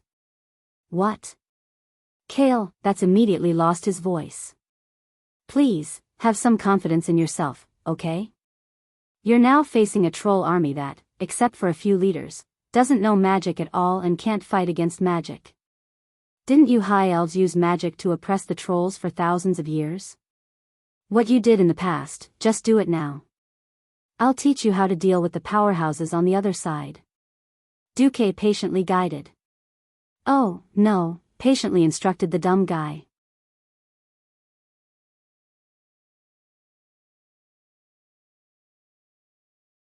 Chapter 396. How did Kale, that's become an out-and-out rich man in history? From a handsome prince who was loved by everyone, had flat tires, and admired by tens of thousands of people, he had become a villain boss that everyone wanted to kill. Even his own people didn't like him, and everyone wanted him dead. This was a very long and complicated story. Of course, this could be attributed to many objective factors. For example, when Kale, that's took over the High Elves' blame, it was during the destruction of Kuel's Salas, the destruction of Silvermoon City, and the death of his father and the Silvermoon Council. As the only high-ranking member who survived, Kale, that's had no choice but to come out and carry the flag. The times could create heroes. If Kale, that's really had an indomitable will, he might really be hero material. Unfortunately, not every hero was called Lothar, and not every hero had the will, strength, and luck to restore the country. The biggest reason why Kale, could not rise again from the righteous path was his lack of willpower. In the first half of his life, he had not suffered any setbacks at all. He also wanted to work hard and deal with the challenges. Unfortunately, because of the restrictions of the council on the royal power, the council spared no effort to obstruct Kale, growth. Even though Kale, had practiced powerful magic, he was still a prince who was like a flower in a greenhouse. On the surface, he looked perfect, but in fact, he was very easy to fool. This was why he had led his people away from the righteous path because of a small conspiracy and a small trick by Queen Naga Vashj. Duque had guessed correctly. At this moment, Kale, was definitely under a lot of pressure. Those who are capable must lead their people to stand up and fight. This is an unshirkable responsibility of the Sunstrider royal family. You are the only heir of the Sunstrider. You must bear this responsibility. Anastrian's strict teachings had made Kale, feel like he was walking on a single log bridge connecting two cliffs for a long time. This failure and the death of 20,000 troops had directly broken the single log bridge in Kale, part. However, at the moment when Kale, was about to fall into the abyss of his soul, if someone inadvertently or intentionally extended a helping hand, they would receive a compromise from the bottom of their heart. Just like that, Kale, dominance and influence over the High Elves was unknowingly stolen by Duque. In reality, Kale, had completed a spiritual escape with a joyful and relieved state of mind. Perhaps he didn't realize it now, but once he encountered a similar desperate situation in the future, Kale, would unknowingly trust Duque and become dependent on Duque. The system genie jumped out. Host, I have to say, you are really despicable, and shameless. Shut up. In history, because a certain Grand Marshal of the Alliance was an idiot, most of the High Elves went to the tribe and became the most attractive people in the tribe. Before Duque's transmigration, more than 40% of the Horde players were Blood Elves who were descended from the High Elves. From this, it could be seen that the Blood Elves were the only scenery in the tribe where most races were vicious and affected the appearance of the city. The High Elves had all kinds of bad habits and arrogant habits, but Duque still didn't want to leave the High Elves to the tribe. Duque was trying hard to bluff Kale, trying to keep the High Elves from going astray. Of course, in the eyes of Aurelia and her sisters, Duque could be said to be great. The next day, the main force of the tribe really withdrew. Wash your necks and prepare to die. Despicable long ears. The Amani clan will become your gravediggers. Hurry up and surrender. This way, we can at least give you a quick death. The trolls shouted as they continued to torture and kill the elven captives. Kale, had the urge to stuff a pyroblast into Zhu Jin's mouth as he looked at the giant demon army, which was small in number but still arrogant and clamoring non-stop. Duque reminded Kale, calm down. Kale. If you lead the army and rush down now, you can at most kill a few thousand trolls. The remaining trolls will either quickly return to the embrace of the tribe, or they will run around the entire Long Song forest and continue killing your people. Even if you go down immediately, you still won't be able to save those people with axes on their necks. Their deaths are not your responsibility, but the Silvermoon Council's. Duque didn't even blink as he diverted Kale, anger. Alright, we'll follow your suggestion, Duque. We'll show the enemy that we're weak. Just half an hour ago, Kale, as the chief commander of the city defense, had personally announced Duque's suggestion, show the enemy that we're weak. Before the orc army of Orgrim rolled out of the Long Song forest, they definitely couldn't hurt the troll army. Thus, the following scene happened. The gates of Silvermoon City opened, and hundreds of giant arcane guards over 5 meters tall and weighing over 5 tons charged out under the control of the mages. Following the arcane guards was Aurelia's rangers. Arcane guards. The trolls had no lack of experience fighting against these giant magical creatures. In fact, the Amani trolls all knew the terror of these giant constructs. But today, something seemed different. A mossy troll raised a giant warhammer and roared, dodging the arcane guard's huge fist, and smashed the arcane guard's bluish-purple arm joint. Apart from the core being powered by magic, the arcane guard's entire body was made of high-strength metal. It was especially difficult to destroy it with physical attacks. But this time, when the heavy hammer hit its arm, it actually let out a shrill sound of metal colliding with metal. The hammer bounced off, and the giant metal arm let out a series of unbearable sounds. Just as the troll was dumbfounded, the arcane guard's entire arm fell off. Haha. Longyear's best arcane toys have all been destroyed by the orcs. Jaren, who was controlled by the orcs, had indeed destroyed many arcane guards. The trolls instinctively thought that the high elves were at their wits' end. On the other side, Zhu Jin also personally entered the fray. Wielding 2 giant axes, his storm combo was so fast that after a series of clanging sounds, the 7 axes hit the same spot one after another. The last axe finally chopped off the head of an arcane guard that was in good condition, deeply embedding the axe into the central circuit of the arcane guard. A burst of purplish-blue sparks that were unique to the arcane construct burst out, and the arcane guard let out an unintelligible mechanical sound, followed by a series of cracking sounds, and the entire arcane guard fell apart.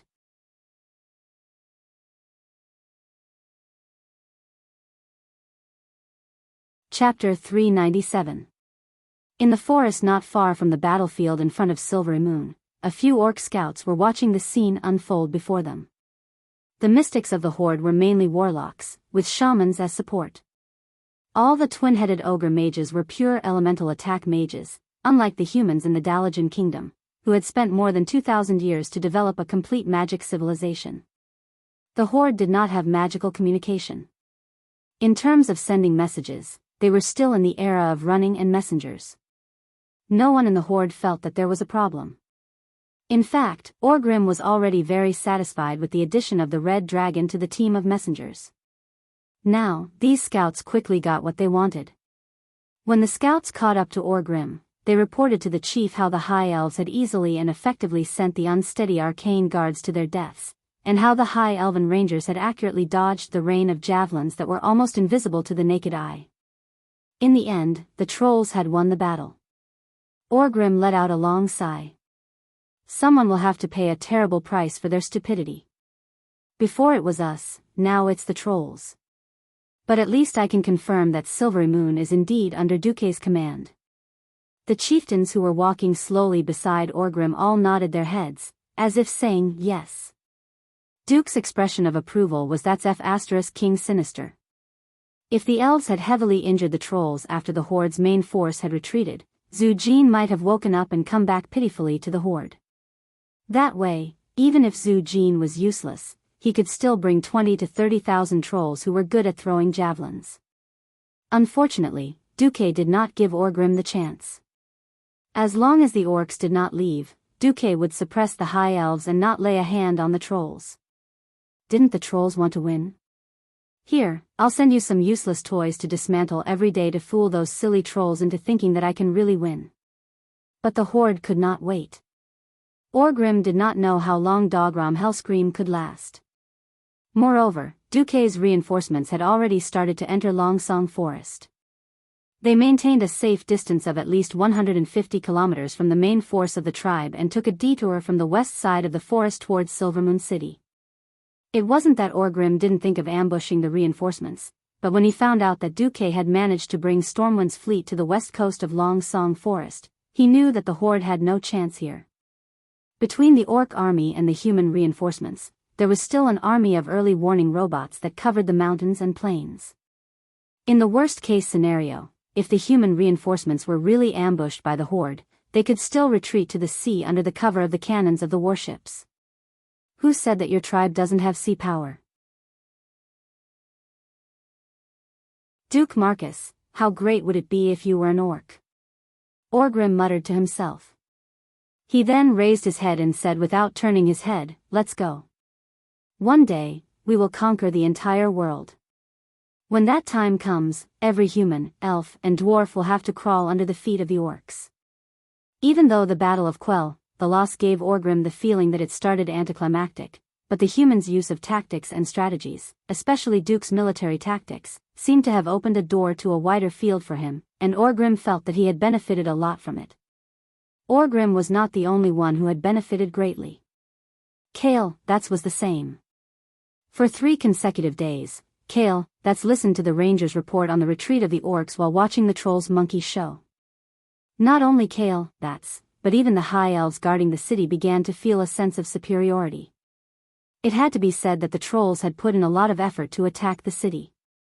The horde had indeed left all the siege tools for the trolls, but there were many things that the trolls couldn't handle. For example, Golan's giant siege vehicles that were at least 10 to 8 meters tall. With these iron siege vehicles that looked like giant wheels, Silvermoon City's 15-meter tall, seemingly tall city walls were as fragile as building blocks. If it were the trolls, they wouldn't even budge. The trolls could only use some more conventional siege weapons. Unfortunately, every time they got close to the city walls, Silvermoon City would open the gates and release the dogs, the arcane guards, to counterattack. Regardless of how many there were, the arcane guards worked well. They looked intimidating enough. The 4 Windrunner sisters and the Silvermoon Council members were also on the city walls. If the trolls dared to attack the city, the elves would dare to massacre them. In any case, the elves only defended and did not attack. They held out for 3 whole days. On the morning of the 3rd day, it was time for the final battle. Countless small teams of soldiers came out of Silvermoon City's barracks. They quietly passed through the streets and alleys, forming a torrent. They practically filled all the streets, alleys, squares, and roads near the south gate of Silvermoon City. In the widest square, the most elite Imperial Guards were lined up in a few huge square formations. At the front of the square formation, there were 3 neat rows of arcane guards that were completely different from the previous 3 days. They were bigger and more majestic. In front of the arcane guards, there were a lot of thick armor with long steel spikes for collisions. The arcane guards had completely become war machines, and not the guards that the arcanists used to guard their homes. And the nimble elven rangers covered the roofs of almost all the houses on the side of the square.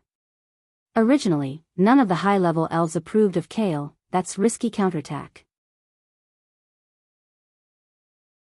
Even though the main orc force had left, there were still more than 50,000 trolls outside. Even more trolls heard the news and swarmed over from all over the Lordaeron continent to participate in this revenge against the High Elves.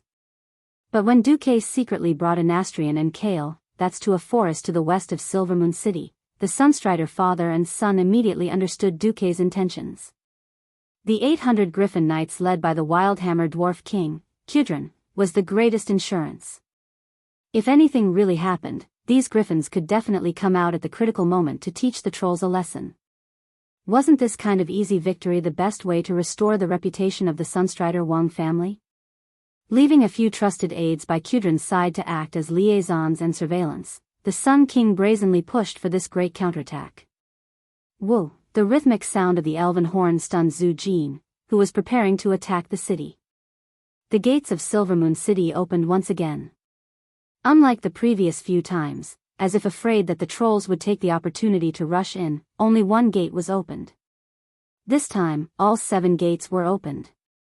Like water slowly overflowing a dam, the High Elves' torrent rushed out of Silvermoon City. Every troll was dumbfounded.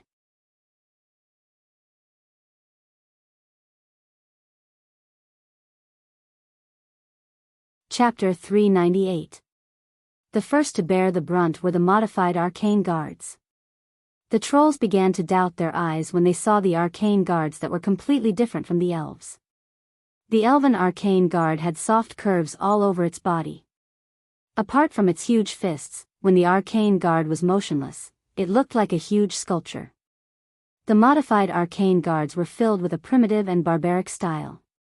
Their arms, elbows, shoulders, chests, calves, and knees were all covered with hard steel spikes that were at least half a meter long or sharp crescent-shaped blades. He had completely become a killing machine. The arcane constructs at the very front completely ignored all of the trolls' projectiles.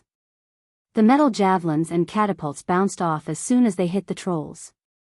The hammer-dismantling Gundam, that had worked thousands of times before, could not find a place to attack now. A few brave trolls charged forward, but the charging elves did not even spare them a glance.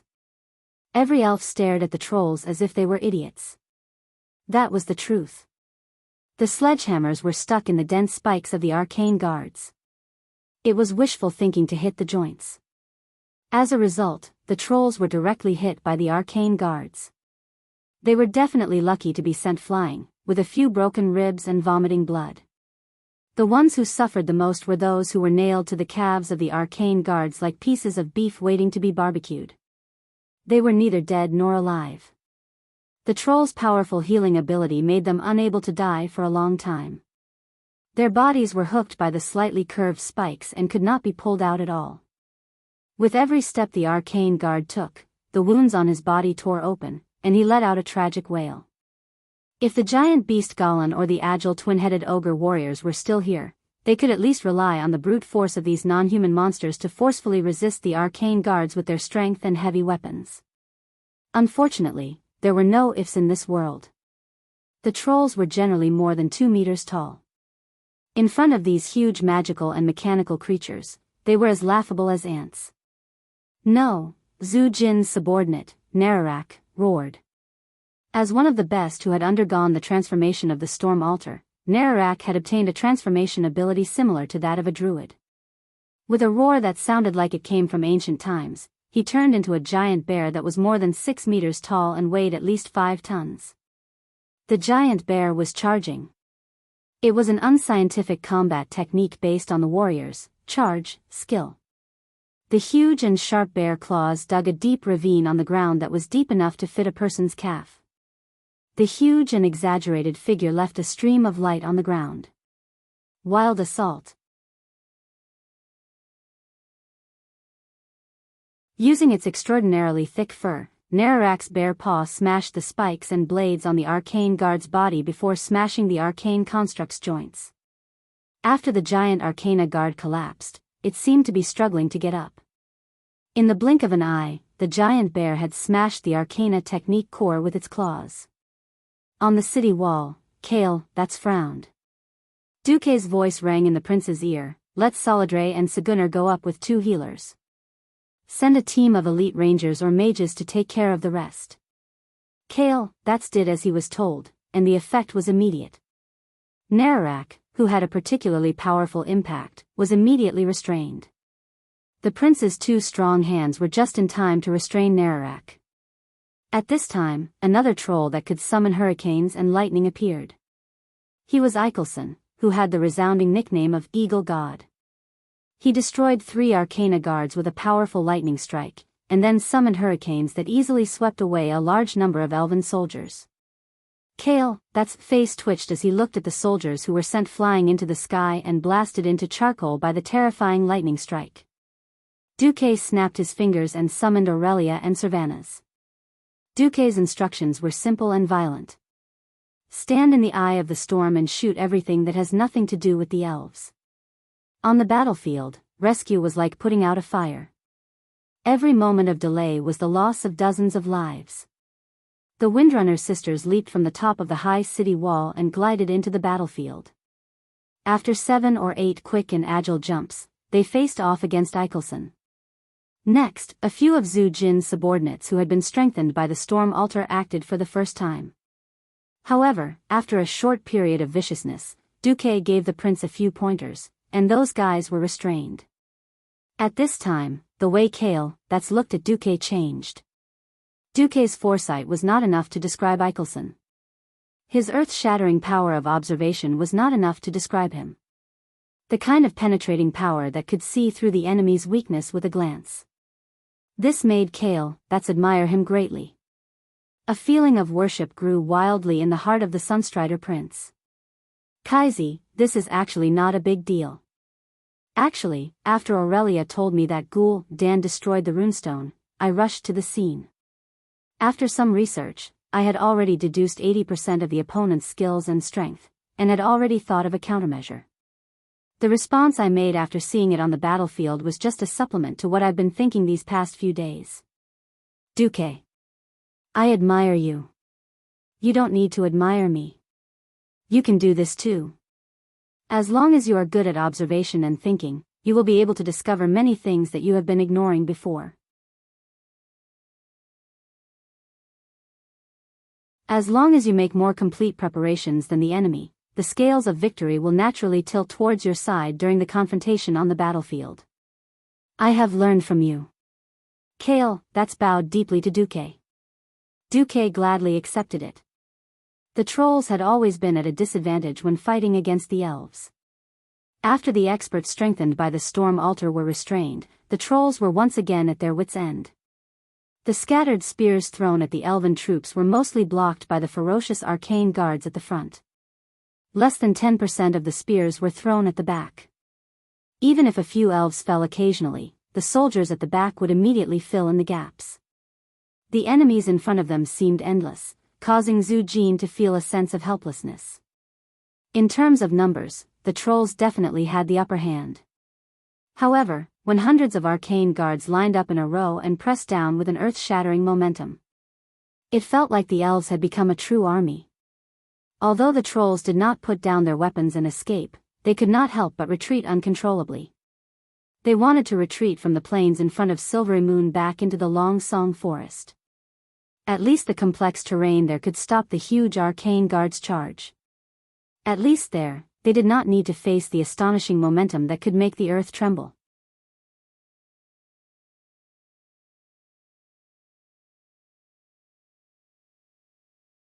Chapter 399. The trolls are about to escape. Kale, that's reminded him. Taking the Amani trolls as an example, one of the reasons why the elves hadn't been able to exterminate them for thousands of years was that forest trolls were natural forest killers. This was especially true for someone like Zhu Jin. As long as he didn't want to be caught, he wouldn't be caught. As long as he didn't want to be caught, then even if the best rangers in Kuel's Salis were sent to hunt him down, they wouldn't be able to catch him. Before Duque's crazy and unreasonable Yao Yao army appeared, the war in the forest was a battle between trolls and elven rangers. For thousands of years, neither could completely overwhelm the other. Often, when there were too many trolls, they would rush out of the depths of the forest and seek death. When the trolls were killed, they would immediately scram back into the forest to recuperate. This kind of tug-of-war had been going on for thousands of years. Prince Kale, that's had also heard of the power of the Yao Yao. In terms of early warning, the Yao Yao was indeed powerful. Unfortunately, this annoying little fellow was too slow. In a full-speed pursuit, the Yao Yao was useless. Again, it was easy to break up and defeat trolls, but difficult to annihilate trolls. Compared to the sacrifice of nearly 200,000 soldiers and civilians, defeating a troll army that had lost the support of the orcs was far from enough to satisfy the elves' hatred. Kale, that was anxious. Duque shook his head leisurely. The way of a commander, in addition to looking at the overall situation and making the most beneficial choices for one side, is to learn to read people and learn to wholeheartedly believe in experts who are proficient in certain areas. Experts? Everyone has their own strengths. Duque pointed at the fighting Sagunner. Brave and ruthless, the vanguard. Duque then pointed at Aurelia, who didn't forget to command and coordinate the four sides in the fierce battle. Able to fight and control, the general. Duque finally pointed at himself. Able to complete special tasks at special times and places, the specialist. With that, Duque chanted a string of incantations. When Kale, that's first heard it, he instinctively felt that it was very familiar, because it was the incantation to activate the runestone array buried under Longsong Forest. However, when he listened carefully, he felt that something was amiss. From the middle part onwards, the incantation had been changed beyond recognition. Even if it was the same magical device, different incantations often corresponded to different effects. Kale, that's really didn't know how Duque knew about this incantation and how he modified it. The prince barely understood Duke's incantation in the language of the High Elves. He changed the word rise to sink and deposit to release. However, more than 30% of the runestones had been destroyed, and most of the arcane energy buried under the forest had been used up. What else could Duque do? In Kale, that's expectations, it would be difficult to even make a fire with a runestone magic circle, let alone a flame that could incinerate 10,000 people. At this moment, in Duque's perception, the situation was completely different. Lines of data flowed down from Duque's retina like a waterfall, pouring into Duque's vision and imprinting in Duque's mental world at the same time. A large amount of knowledge poured into Duque's head like a force-feeding duck. This should have been a very uncomfortable process, but when all the knowledge was crushed into fragments of memories and continuously rotated at high speed, like rivers flowing into the sea, everything changed, importing geological data of Longsong Forest, comparing the geological conditions of the battlefield, feeding back the magic conditions into a data link, loading the strongest king terrain modification system. Authority, supreme. Kale, that's, who was beside Duque, watched in astonishment as Duque's pupils gradually changed from deep black to the color of flowing mercury. A series of magic waves gradually appeared under his feet, as if the magic circuit on his body extended from his limbs to the city wall, and then from the city wall to the entire battlefield. How is this possible? Kale, that's cried out in shock. As the ancestors of magic, the biggest difference between the High Elves and the city wall was that they solidified the city wall of Silvermoon City with magic to prevent the wall from collapsing under the effects of high temperatures and low temperatures. Even the Sun King himself, who had built the city wall back then, could not allow his magic to pass through the city wall. This was because the city wall had been reinforced and solidified many times with magic. However, Duque did it. Boom! The large area where the trolls stood seemed to have experienced an incomparably violent earthquake. Suddenly, the entire area shook. Standing on the high city wall, Kale, that's and a few counselors of the Silvermoon Council could see the entire battlefield even more clearly. It was as if an indomitable giant beast had chomped down on the area behind the troll. A huge crescent-shaped area suddenly sank by a full 5 meters. No. It's not just 5 meters. It was as if the shapeless behemoth was biting down again, making the 3-kilometer-long semicircular pit even deeper. Boom! There was another loud noise. Every time a loud noise came from the ground, the crack would expand, deepen, and widen. No troll knew how deep the dark trench was, but it was already more than 30 meters wide. No. The trolls were horrified to find that their escape route had been cut off. Before entering the forest again, they first had to face the huge trench that could not be crossed by themselves. At this moment, Duque smiled. Kale, please. Use your flames to make the trolls jump into the trench and go to hell. Kale, that's eyes widened. He suddenly realized that this was the hunt that Duque was talking about. Without hesitation, Kale, that's activated all the magic circuits in his body. His entire body rose into the air and burst forth with a strong light that was enough to dazzle the eyes of every warrior on the battlefield. The power of the flames that flowed out of Kale, that's body was too terrifying. In just a few breaths, he turned into a huge and illusory fire phoenix. This huge creature that was burning with flames slowly floated down from the city wall. It pounced on its flame wings that were wider than the main gate of Silvermoon City. Every time it flapped its wings, it swept up blazing turbulence. Kale, that's did not even have to attack. Just the power of the flames that flowed out was already like a flaming storm that could destroy half of the forest. The High Elves watched as their prince flew over their heads with a ferocious might that could overturn the entire battlefield. They immediately burst into loud cheers that could overturn the clouds in the sky. Long live the Sunstrider. Long live His Highness Kale, that's. Kale, that's activated all the magic circuits in his body, and the various magic treasures of the Sunstrider royal family on his body immediately shone brightly. He pushed his palms forward, and a wall of fire that was more than 2 kilometers wide appeared on the battlefield.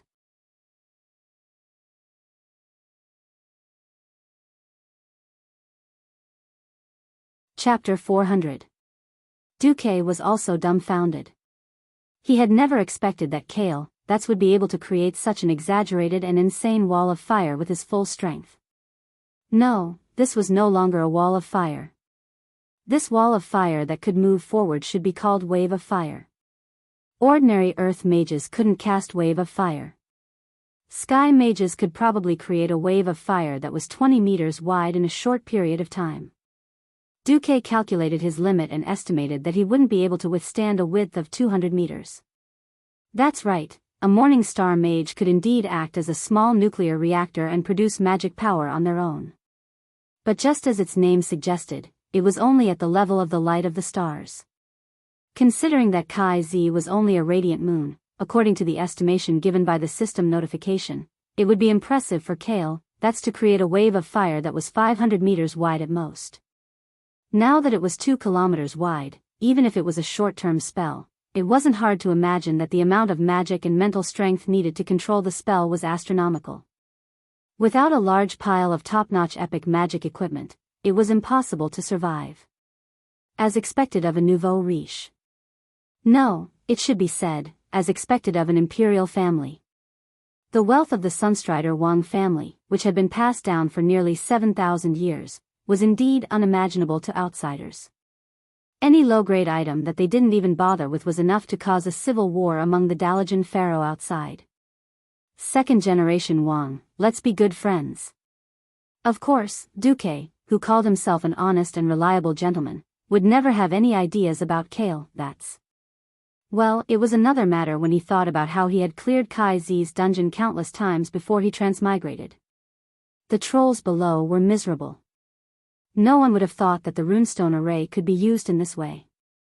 The runestone itself could raise a huge tornado of wind and thunder anywhere in the Long Song forest, killing all the creatures inside.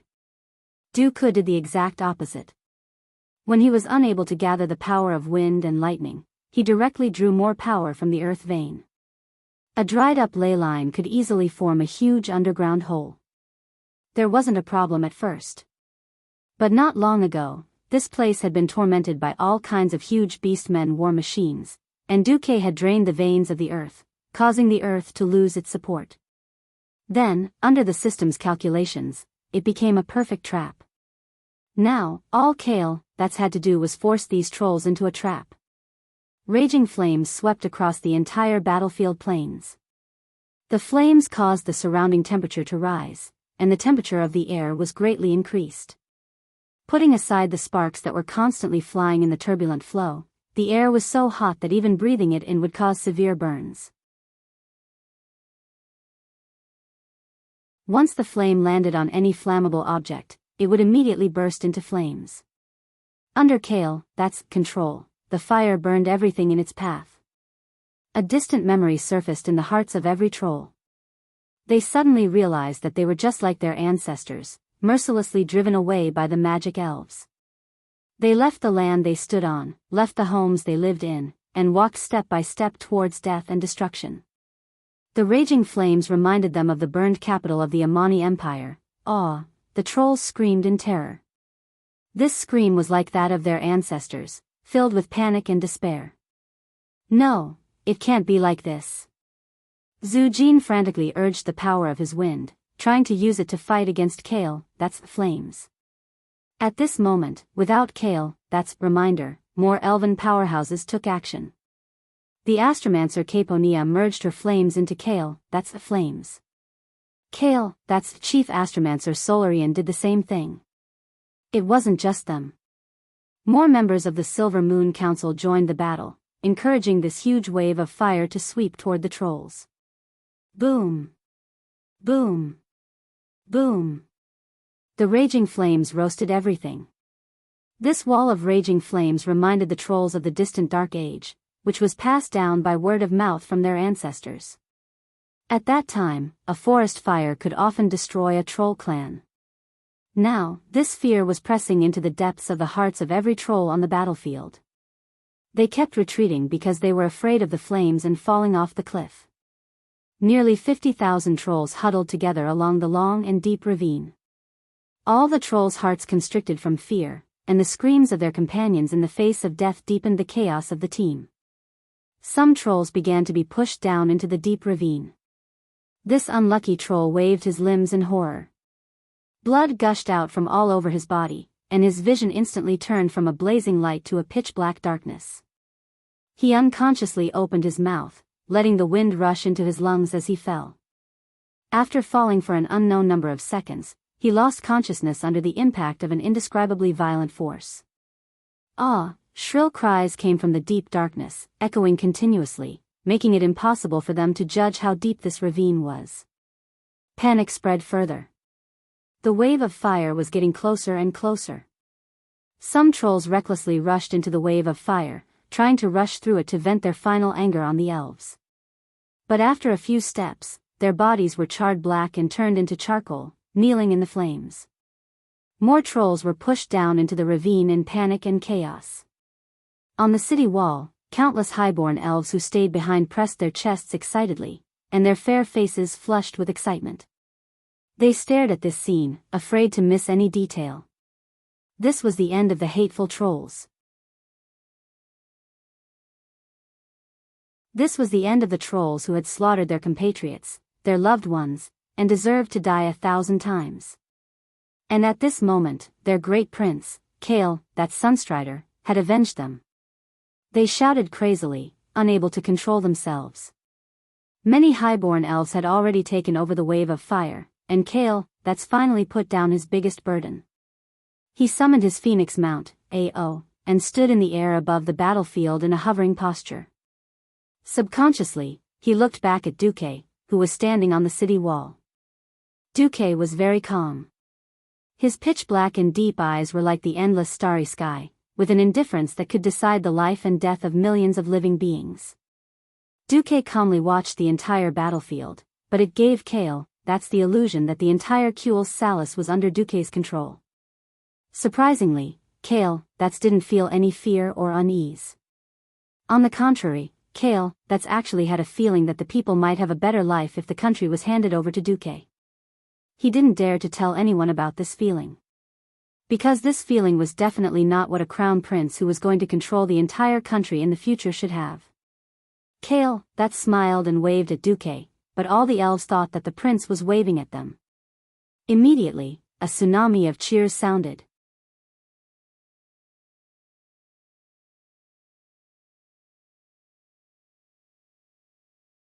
Chapter 401. Zhu Jin's eyes were bloodshot. He was so angry and so regretful. Why had he been able to defeat the high elves so smoothly before? Why had his 50,000 trolls been beaten like dogs after the orcs' main force left? Zhu Jin didn't know what Duque curse was. He only knew that he had done something that would make the trolls of Lordaeron unable to recover for more than a decade. Ancestor Amani, I should have trusted Orgrim. Zhu Jin roared as he fought with all his might. More and more powerful high elves besieged him. Unfortunately, he realized this too late. Prince Kale, that's. Zhu Jin remembered this name purely because he was prepared to make the high elf prince's head part of his collection. Now, the owner of those eyes was looking down at him from above. The huge bird-shaped elemental creature under the prince seemed to cover half the sky. The crimson flames under its wings kept flapping, stirring up golden-red clouds of fire. The golden things that floated down from the sky like stars were actually the phoenix's spontaneously burning tail feathers. It was these feather-shaped golden lights that poured down, turning Haraz, who had transformed into a lynx, into a dead cat. His cat-shaped corpse turned into charcoal and lay in a sea of fire. The earth was burning, and so were the trolls' corpses, making creaking sounds. That was the sound of the flames burning the fat in the body. The Amani trolls were finished. The moss-flecked trolls were finished. Almost all the forest troll clans in Lordaeron had suffered heavy losses. Go. All of you go. Zhu Jin roared, ordering his elite subordinates to leave as soon as possible. Warlock Lord Malakas shouted, Chief, what about you? I can't go. If you don't go, you'll all die. Zhu Jin suddenly roared and transformed. First up was Xionging. He summoned a dozen or so giant tornadoes that were dozens of meters tall, and forcefully withstood the flames of the two astromancers. He forced his way through the waves of fire and charged toward the elves' main formation. These weren't ordinary tornadoes. There was a strange turbulent flow of energy in the wind. Energy turbulence, this strange power was similar to the mage's magic counter. However, magic counter, could at most disrupt the stability of arcane energy and stop a mage from casting spells, but energy disturbance was completely different. The two astromancers were still able to cast powerful spells, but every time they cast a spell, they would suffer from the backlash of the turbulent energy. To their surprise, they discovered that Zhu Jin's power could penetrate most of their external defensive spells and hit the magic shields that were closest to their bodies. The two female arcane masters were taken aback. Sasha, Duque ordered softly. Windrunners OL-3 immediately flew forward to intercept Zhu Jin. Although the eagle could summon strong winds, this form was a form that was completely against spellcasters.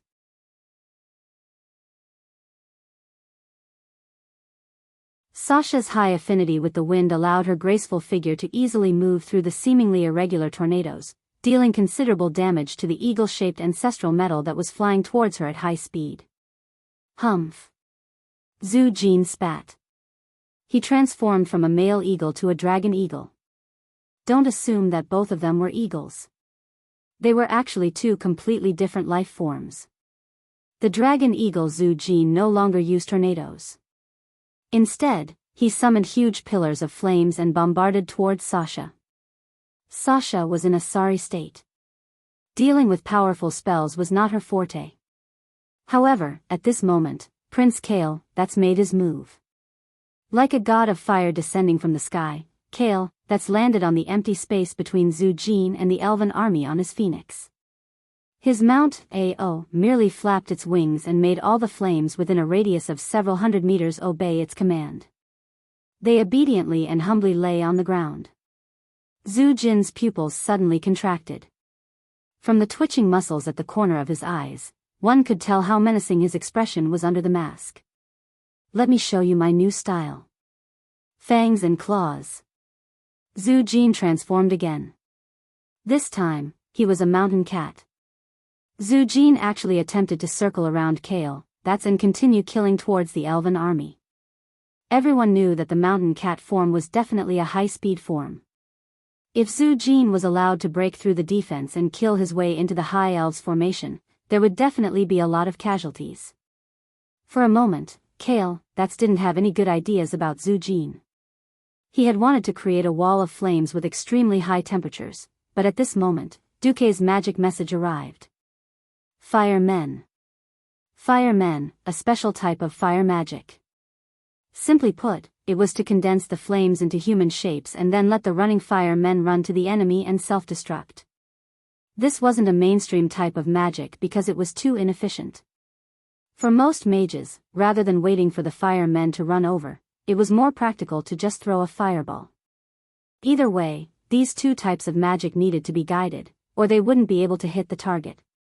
Any high-level mage with common sense would instinctively reject Duque's suggestion. Kale, did as he was told. It was purely because he blindly worshipped and followed Duque. When dozens of fire men appeared behind Kale, a miracle happened.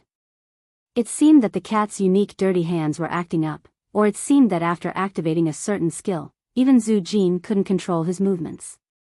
The cat that Zhu Jin had transformed into, mountain cat, actually scratched those firemen. Bang, bang, bang. A series of dozens of huge explosions blew Zhu Jin up, and the huge mountain cat flew out. What's going on? No one could understand. Anyway, Prince Kale, had the upper hand, and everyone just cheered. Huge waves of cheers came one after another. Zhu Jin finally turned into a giant bear, attempting to resist the prince's flames and charge towards the elven army. This was obviously futile. The prince was never afraid of a head-on confrontation. He was afraid that you would slip away and disappear. 12 huge fireballs surrounded Kale, at the 12 o'clock position. With a light turn of his arm, 12 consecutive fireballs blasted towards Zhu Jin. Boom, boom, boom, Zhu Jin resisted with all his might. Unfortunately, he didn't last long under the crazy bombardment of the next elven king. 30 seconds later, the outcome of this massive battle was decided. Zhu Jin let out a wail as he was blasted away by Kale, like a high-flying ball. His huge bear-shaped body dissolved in midair, and finally turned into a human form as he fell. The impact of his fall was so great that he even smashed an arcane guard in an instant. However, the spikes in front of the arcane guard didn't make him feel any better, causing Zhu Jin to turn into a bloody man at the same time as he destroyed it. Dozens of elven soldiers went up and quickly tied up Zhu Jin.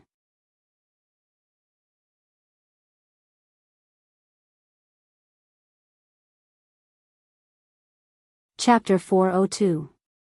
The sound of Zhu Jin hitting the arcane guards was so loud that the entire ground seemed to let out a cry of pain at that moment. However, this was the last sound of battle on the battlefield. Apart from a few troll powerhouses who had been strengthened by the storm altar and used the power of wind to fly across the huge crack in the ground, 99% of the trolls were left behind. In the huge crack, the groans of the trolls could still be heard. It was conceivable that there wouldn't be too many trolls that survived, nor too few. The incomparably strong vitality of the trolls meant that as long as their heads and hearts weren't destroyed, they would be able to heal themselves perfectly. This wasn't important. The trolls in the crack had nowhere to escape. After they climbed out, what awaited them was death.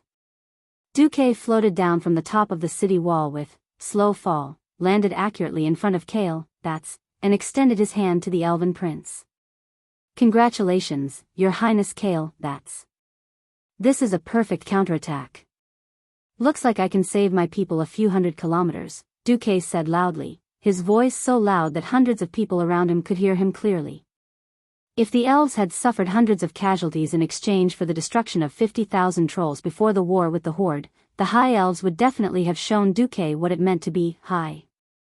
That kind of arrogant attitude of superiority couldn't be suppressed at all. Now, anyone with a bit of brains knew that this was purely Duque hanging the last fig leaf for the glory of the High Elves. A day ago, the High Elves who had been beaten like dogs were hiding in their main city. Even their last magical defense array had been broken by the Horde. They were like a young girl in thin clothes waiting helplessly in a corner to be ravaged by their enemies. Duque had made a dazzling appearance. The awe-inspiring might of repelling thousands of troops with one flag told the High Elves about the changes in the outside world, and also how terrifying Duque's power was. If not for Duque scaring away the main force of the Horde with the orcs as the core, the elves wouldn't have been able to take revenge on the trolls. If they hadn't resolved the siege as soon as possible, how could the scattered elven soldiers and civilians who were temporarily hiding in various parts of the Long Song forest escape the ferocious extermination of the trolls? Moreover, after losing 70,000 troops, the elves could no longer straighten their backs. Kale, that was also very straightforward. He bowed to Duque on the spot. No. This is all thanks to your full support, Duque. We were able to cross the gates of hell and return to this world. Duque knew how to conduct himself, and Kale, knew how to conduct himself even better. Naturally, both the host and the guest were happy. Next up was cleaning up the battlefield and sweeping up the scattered giant demons.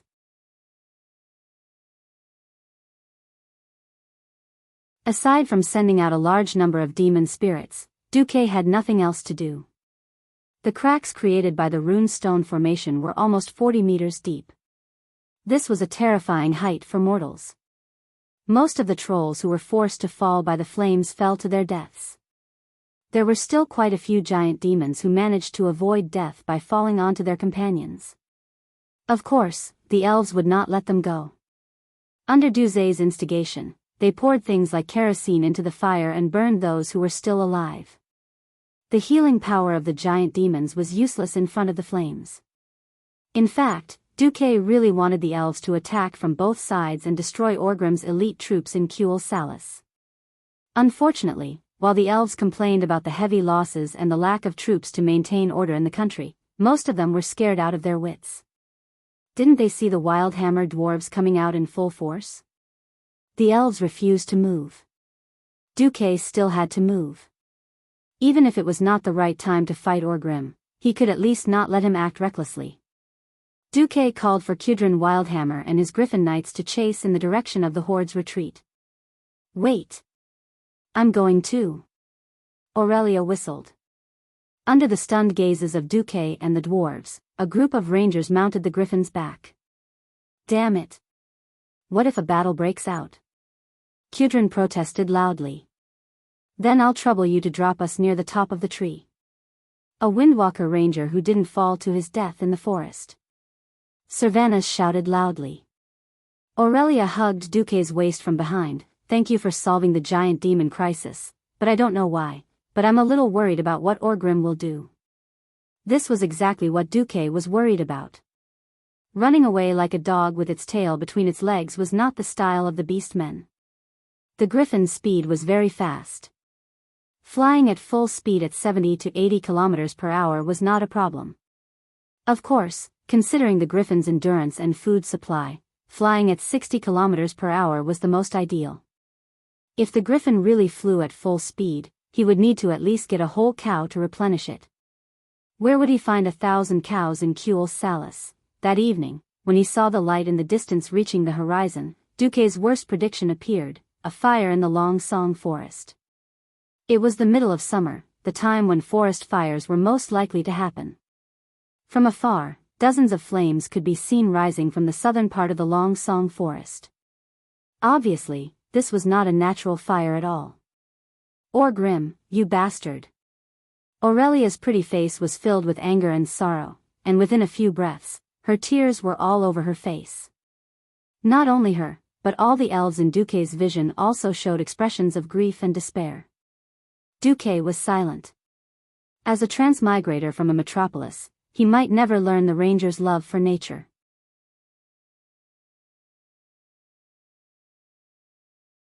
He also could not understand the grief they felt after the forest was burned, as if they had lost their loved ones. It was obvious that the horde had left after the fight with the giant demons last night. But after Orgrim had the horde march slightly out of the Long Song forest, he aimed at the direction of the wind and set fire.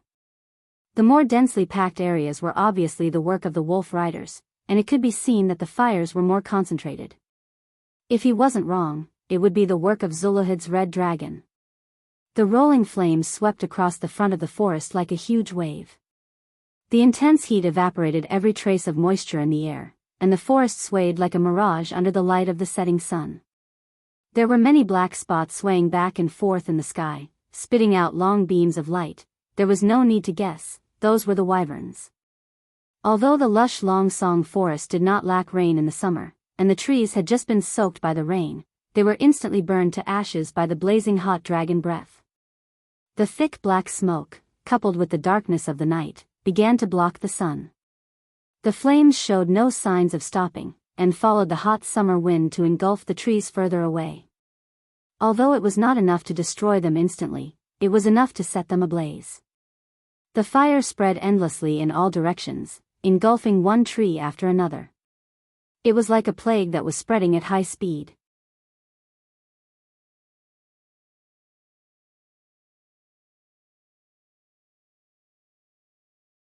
Chapter 403. Almost all the griffins let out sharp screeches when the heat wave from the fire hit them head-on.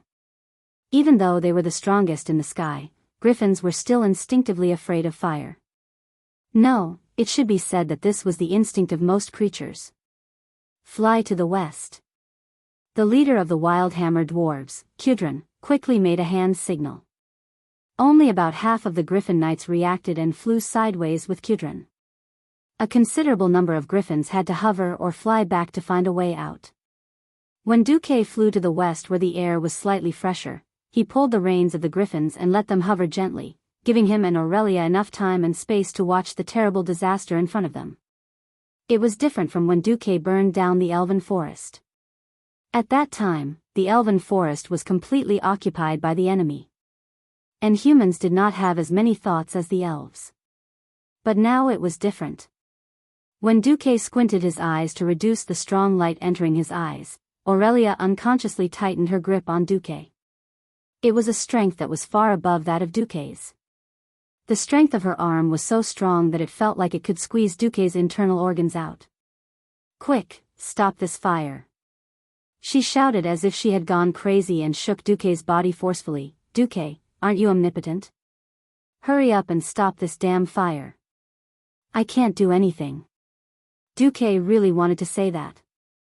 He was not a druid, nor was he the Virgin Mary, nor was he a savior. He was just a mage who was more good at destruction than creation. But listening to the mournful trembling in Aurelia's voice, Duque only felt that his heart was also broken. The giant dragons were like playing bats, hovering low in the sky in front of them. Wherever they passed, there was a raging fire spreading. Perhaps these red dragons were unwilling to listen to the orcs' control at first, but as time passed, it was clear that some of the red dragons also accepted this identity. Under the orcs' guidance, they released the tyranny in their hearts. In his field of vision, half of Kuel's Salus was burning. The flames and smoke were like a cage of destruction, tightly enveloping the home of the High Elves. Like the god of death, the flames spread from the foot of the mountain to the foot of the other mountain. It turned the places it touched into the fiercest red flames, and behind it, a remnant of darkness that was left after the flames had been completely burned. Duque was sure that even Silvery Moon City could see the fire. This was revenge. This was Orgrim's revenge. Just like how he burned the elven forest and left the horde behind. Now, Orgrim was using the same method to pay back what Duke had done to the horde. Duke's perfect strategy was now filled with pain and regret. At this moment, it was Aurelia who was begging him. Duque, I'm sorry. I don't want to force you, but I'm just a ranger. I can't deal with this fire. Aurelia leaned her head on Duque's shoulder, and Duque saw tears flowing down her cheeks from the corner of his eye. But I have to stop it. Because the forest of Kuel's Salus is my home. Duque could not refuse. I'll try my best. After saying this, Duque blew a small horn, the signal he had agreed with Kudrin. Kudrin raised his warhammer high and roared, "Little ones. Put down our guests. We'll take care of those big lizards. Tell them who's the master of the sky." Oh, the griffin riders had their griffins slow down and fly low. Then, like dumplings being dropped into a pot, they had the agile rangers jump onto the treetops of the various trees. Finally, they formed into a formation and began to charge forward. Even though they knew that this would be accompanied by sacrifices, Duque directly jumped down, because he saw a river a few hundred meters away from the front of the fire. The river was about 5 meters wide, and the water was quite turbulent. The system genie appeared. "Host, I have to warn you that what you're doing is meaningless. The chance of you completely extinguishing this fire is 0.00001%. There are some things that don't have to be done for sure." Duke replied in a deep voice, "Sometimes, people will do things that have no real meaning, just to make themselves feel better. I'm sorry, host, I don't understand what you're saying." Duque did not continue to answer. He directly cast a spell. After a short acceleration, the 3 magic circuits in his body operated to the extreme. Sky mages could absorb elemental energy from the entire sky to strengthen their own magic. Morning stars could use this as a foundation to produce magic on a small scale. Because of the high temperature, the river had already begun to boil. The temperature of the fire was too high, and simply pouring water on it would instantly evaporate. What Duque did was not simply use water to extinguish the fire. Instead, he first extracted the fire elemental energy from the entire area. Absorb, absorb, and absorb again. Compress, compress, and compress again. Then, a huge fireball that had never been seen before emerged from Duque's palm like a mushroom cloud. The huge fireball was launched into the sky, and after rising more than 200 meters, it began to quickly dissipate because there was nothing left to burn. After extracting the fire elemental energy, the temperature of the air within a radius of several hundred meters in front of Duque plummeted, and some areas even had frost covering the ground, which was out of season. Duque. Good job. On the griffin, Aurelia unskillfully controlled Duque's griffin. But very soon, whether it was her sisters, or even the ranger she brought, they all began to fall silent. Duque was very powerful.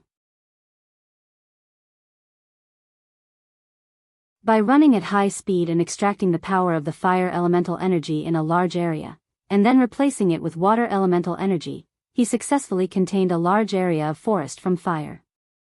However, his power alone was still too insignificant.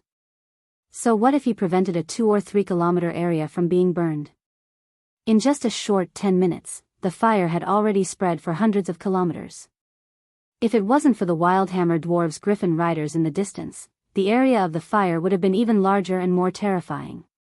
In the distance, the winner of the massive battle that erupted in mid-air was quickly determined. In terms of aerial combat, the griffin, which was only above average, was at an absolute disadvantage against the red dragon, which was the tyrant in the sky. The Wildhammer dwarves used absolute numbers to make up for their lack of individual quality. According to what Duque said, the red dragons would run away on their own after dealing with the orc riders. It was obvious that the tribe had used some kind of threat or method to force the red dragons. Now, even if the riders behind the red dragons died, they would still choose to continue fighting until they received the order to retreat. Kudrin had no choice but to give the order to kill these red dragons as well. After being continuously hit by the storm warhammer, the red dragons finally could not hold on any longer. They howled and fell from mid-air, their bodies covered in wounds. The battle was over.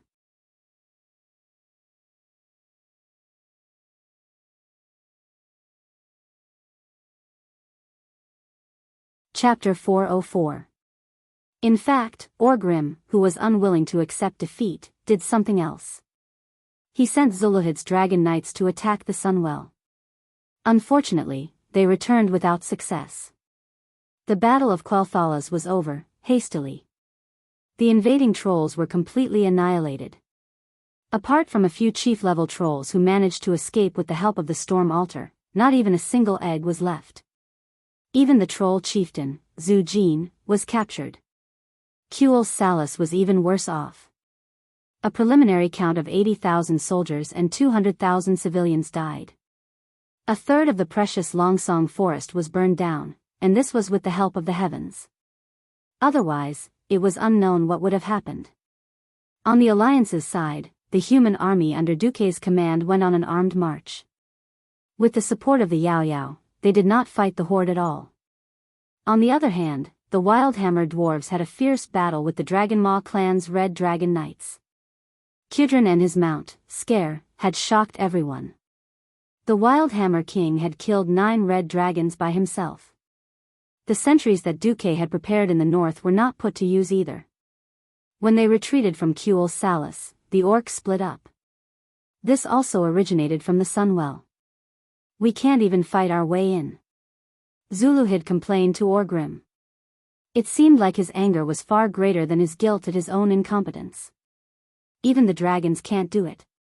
Orgrim narrowed his eyes and listened attentively. Zuluhid emphasized loudly, shaking his head forcefully. I had my dragons spit out the last drop of saliva in their mouths to create dragon breath. Their flames have already enveloped the entire city. But so what? We are like fools roasting a rock.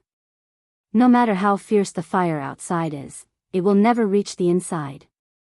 I tried to let them charge in, but their claws were blocked by an invisible barrier. That's the Sunwell. Ghoul Dan interrupted Zuluhid. It is the source of magic for the elves. It provides them with endless energy. Fortunately, you did not really charge in. Otherwise, the elves with the Sunwell could cast almost limitless spells and smash 1,000 fireballs into your face. Zuluhid was speechless. Orgrim, on the other hand, was deep in thought. Looks like I was right not to attack Silvery Moon. Even if the horde gathered 100,000 people, it wouldn't be enough to take down Silvermoon City. They would have to deal with the Alliance first before they could take down the stronghold. However, putting aside the elves for now did not mean that they would not have to deal with them in the future. The elves' large-scale magic formations gave Orgrim, who only knew how to fight in melee combat, a headache. Especially after knowing that there was a Sunwell further north of Silvermoon City. To conquer this world, be it the elves' Silvermoon City or the Well of the Sun, there would always be a hurdle that could not be avoided. Is there a way to destroy it or exhaust its energy? Or can we control it instead? Or use the Storm Altar to destroy their defenses? Orgrim asked Ghoul Dan 3 questions in a row. A sly smile appeared on Ghoul Dan's face. I don't know. I'm willing to try, but I don't know what the Sunwell will be like. The storm altar was made of runestones unique to the elves, and their energy originated from the Sunwell. I can try to connect to the source of its energy through them and transfer my magic power over to destroy it or control it. But Great Chief, this will take time, a lot of time. If he really succeeded, whether it was destruction or control, Orgrim didn't even need to think to know which one Ghoul Dan would choose. From the bottom of his heart, Doomhammer did not want Ghoul Dan to control this power. However, rather than leaving the power of the Sunwell to the elves who could cast mysterious magic beyond the beastman's imagination, it was better to give it to Ghoul Dan. After all, Ghoul Dan was a beastman. It was obvious that if they were to retreat, Ghoul Dan would not have enough time to do all sorts of research. Seeing Orgrim's wavering, Ghoul Dan decided to add fuel to the fire. He humbly lowered his head. Great Chief, we cannot just leave like this. I actually have another plan for the storm altar. It will help the tribe to speed up the pace of conquering. I believe that it will be more beneficial for the tribe if my clan and I stay here for a while. Ghoul Dan used a low voice to tempt Orgrim.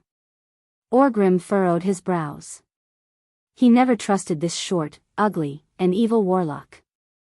However, the pressure that the humans and high elves put on the tribe was too great. He had no choice but to use Ghoul Dan.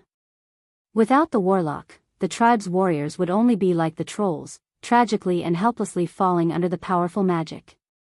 He also had to admit that Ghoul Dan's twin-headed ogres played an important role in the Battle of Kuel Salis. It was these strengthened ogres and Gollum's breakthrough that completely defeated the elves' giant arcane guards. According to the latest news, the humans had created something that could spit fire. There was nothing the valiant Grom Hellscream could do about it. The twin-headed ogre mages were different. They could use ice barrier while charging through the flames. It was not hard to imagine that without their help, the tribe would lose the ability to break through the Alliance's defense line. After thinking about it, Orgrim finally nodded. Do what you must. Still worried, he added to Ghoul Dan, but don't delay for too long. We need to concentrate our forces to quickly take down Lordaeron. After the beastmen entered the world of Azeroth through the dark portal, the humans had gotten through the initial period of discomfort and repeated failures. They had shown great resilience. There were all sorts of new tactics and weapons against the beastmen.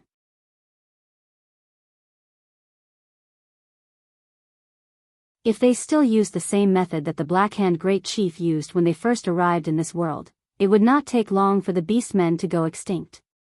The humans were improving, and the beastmen had to improve as well. When they reached the northern continent of the Eastern Kingdom, which was also the Lordaeron continent, Orgrim realized that the things he had to do had changed a lot. He began to pay more attention to information. If they had enough information, the tribe wouldn't have foolishly attacked one city after another. They would also not foolishly attack the farthest elven kingdom just to get the trolls as an ally. The 8 countries had only attacked Stormwind City. If they attacked the other cities one by one, how long would that take? Orgrim decided to change the tribe's plan and attack the Lordaeron kingdom directly.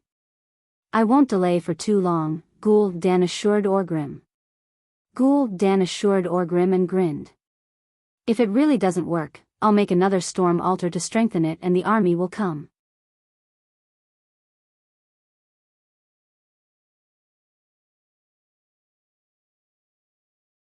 Chapter 405.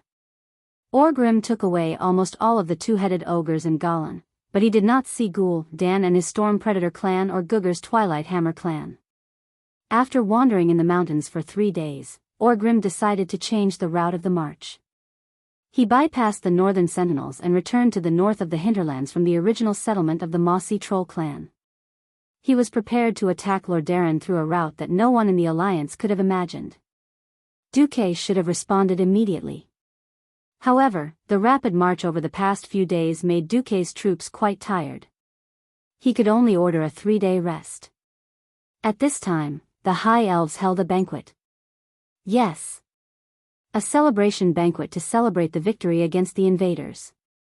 When he first heard the news, Duque felt like he was in shock. Celebration.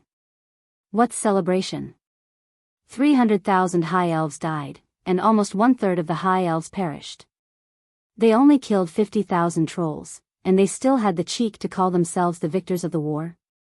Sorry.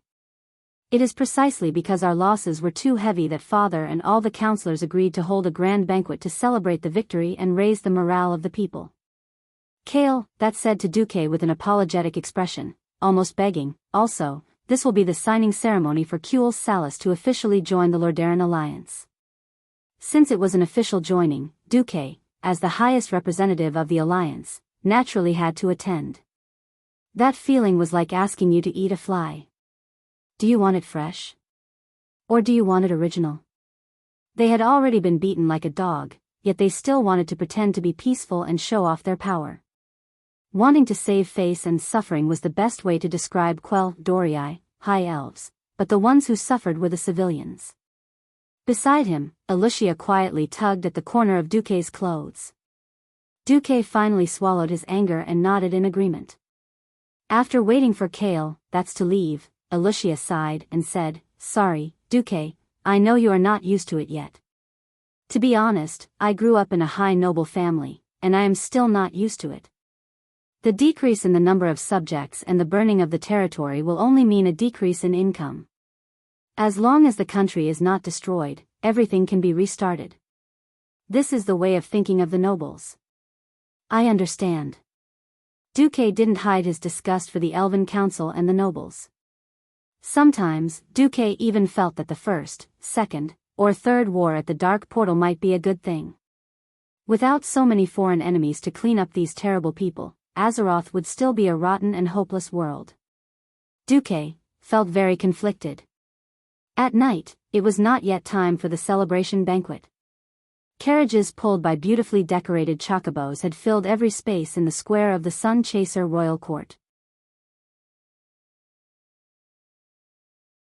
Before seeing so many noble carriages, Duque would never have imagined that Kuel Salas had so many nobles. Each of the chocobos had been groomed until their feathers shone brightly, like proud phoenixes, raising their heads high and exuding a cold aura. One by one, elves dressed like the nobles of Stormwind stood in front of the carriages. Their clothes were luxurious and elegant, studded with gold and silver ornaments with magical effects, giving them the most elegant presence. If Alicia hadn't whispered it, Duque wouldn't have known that these guys were just freaking coachmen. Coachman Earl Sai. Nobles of Stormwind. Do you want me to buy a box of tofu and let you drown yourselves? This extreme luxury caused Duque to be dumbstruck. The Sunstrider Royal Court, which was decorated in the palace style of the Sunstrider royal family, was ablaze with lights. The bright magic lights made the palace, which was filled with round towers and was mainly colored in white, red, and gold, look splendid. Crossing a huge red carpet that was more than 20 meters wide, Duque let Alicia, who was attending as a female companion, hold his hand as they slowly walked up the steps. Stepping on the neat white jade stone tiles, Duque couldn't help but look up at the exquisite female elven statues on both sides of the stairs. These statues were either literary or martial, and with lifelike carving lines and passionate movements, they eulogized the greatness of the Sun Chaser Royal Court. They arrived at the entrance of the hall. Kale, that had changed into a very festive robe and was greeting every guest. To Duque's surprise, Aurelia was also wearing a very family-style emerald green court dress, accompanying Kale, that's to greet the guests. Seeing Duque come over, Aurelia raised her skirt and gave a ladylike bow. Her elegant temperament and dignified demeanor made it impossible for Duque to associate her with the wild elven ranger. Aurelia put on a sweet smile and said in her pleasant voice, "Thank you for coming, Duque. If you had been absent, all of Kuel Salas would have been shamed." Duque, however, was sensitive to something. He looked at Aurelia's plump lips and bright appearance with lipstick, and unexpectedly found a trace of haze hidden in Aurelia's bright eyes. "Aurelia, what happened?" Duque said as he prepared to kiss her hand. Unexpectedly, Aurelia hugged him passionately, and her low voice sounded in his ear, "It's nothing. It's just like you said, big people always have a helpless need to put on a show. It's just that it's my turn today." "A show?" Duque understood a little. If the trolls hadn't attacked, or if they had come but returned without any success, then Aurelia would have been the shame of the elves, and would have been held accountable and investigated. But the truth was that the trolls had come and turned Kuel's Salus upside down. In order to whitewash peace and to restore the morale of the people, the elves needed a hero to divert the public's attention. Kale, that's lost and won, and at most, his merits offset his demerits. But Aurelia was different. She had a close relationship with the Alliance, and secondly, facts had proven that she was right. Helping Aurelia become a hero would allow her to answer to the people and the Alliance at the same time. As for what she wanted to do later, she just had to keep a low profile. First, he had to deal with the current situation. Duque sighed deeply. Because there were many guests, Duque went in after a brief exchange with Aurelia. In the huge hall with a diameter of more than 1,000 meters, countless tables were set up. All kinds of sumptuous food and flowers filled the entire venue. When Duque entered, a large number of nobles had already arrived. They were holding goblets of wine and shuttling back and forth, not letting go of any opportunity to socialize. The atmosphere was so warm that it was hard to imagine that this was a tragic country that had just experienced the flames of war and had lost 1/3 of its citizens. The banquet began enthusiastically, but Duque noticed that Aurelia, one of the protagonists of the banquet, was clearly smiling but seemed to be crying. You're tuning in to the Biyao's Wuxia Chronicles YouTube channel. Don't forget to subscribe and join us on this journey to catch the most captivating stories.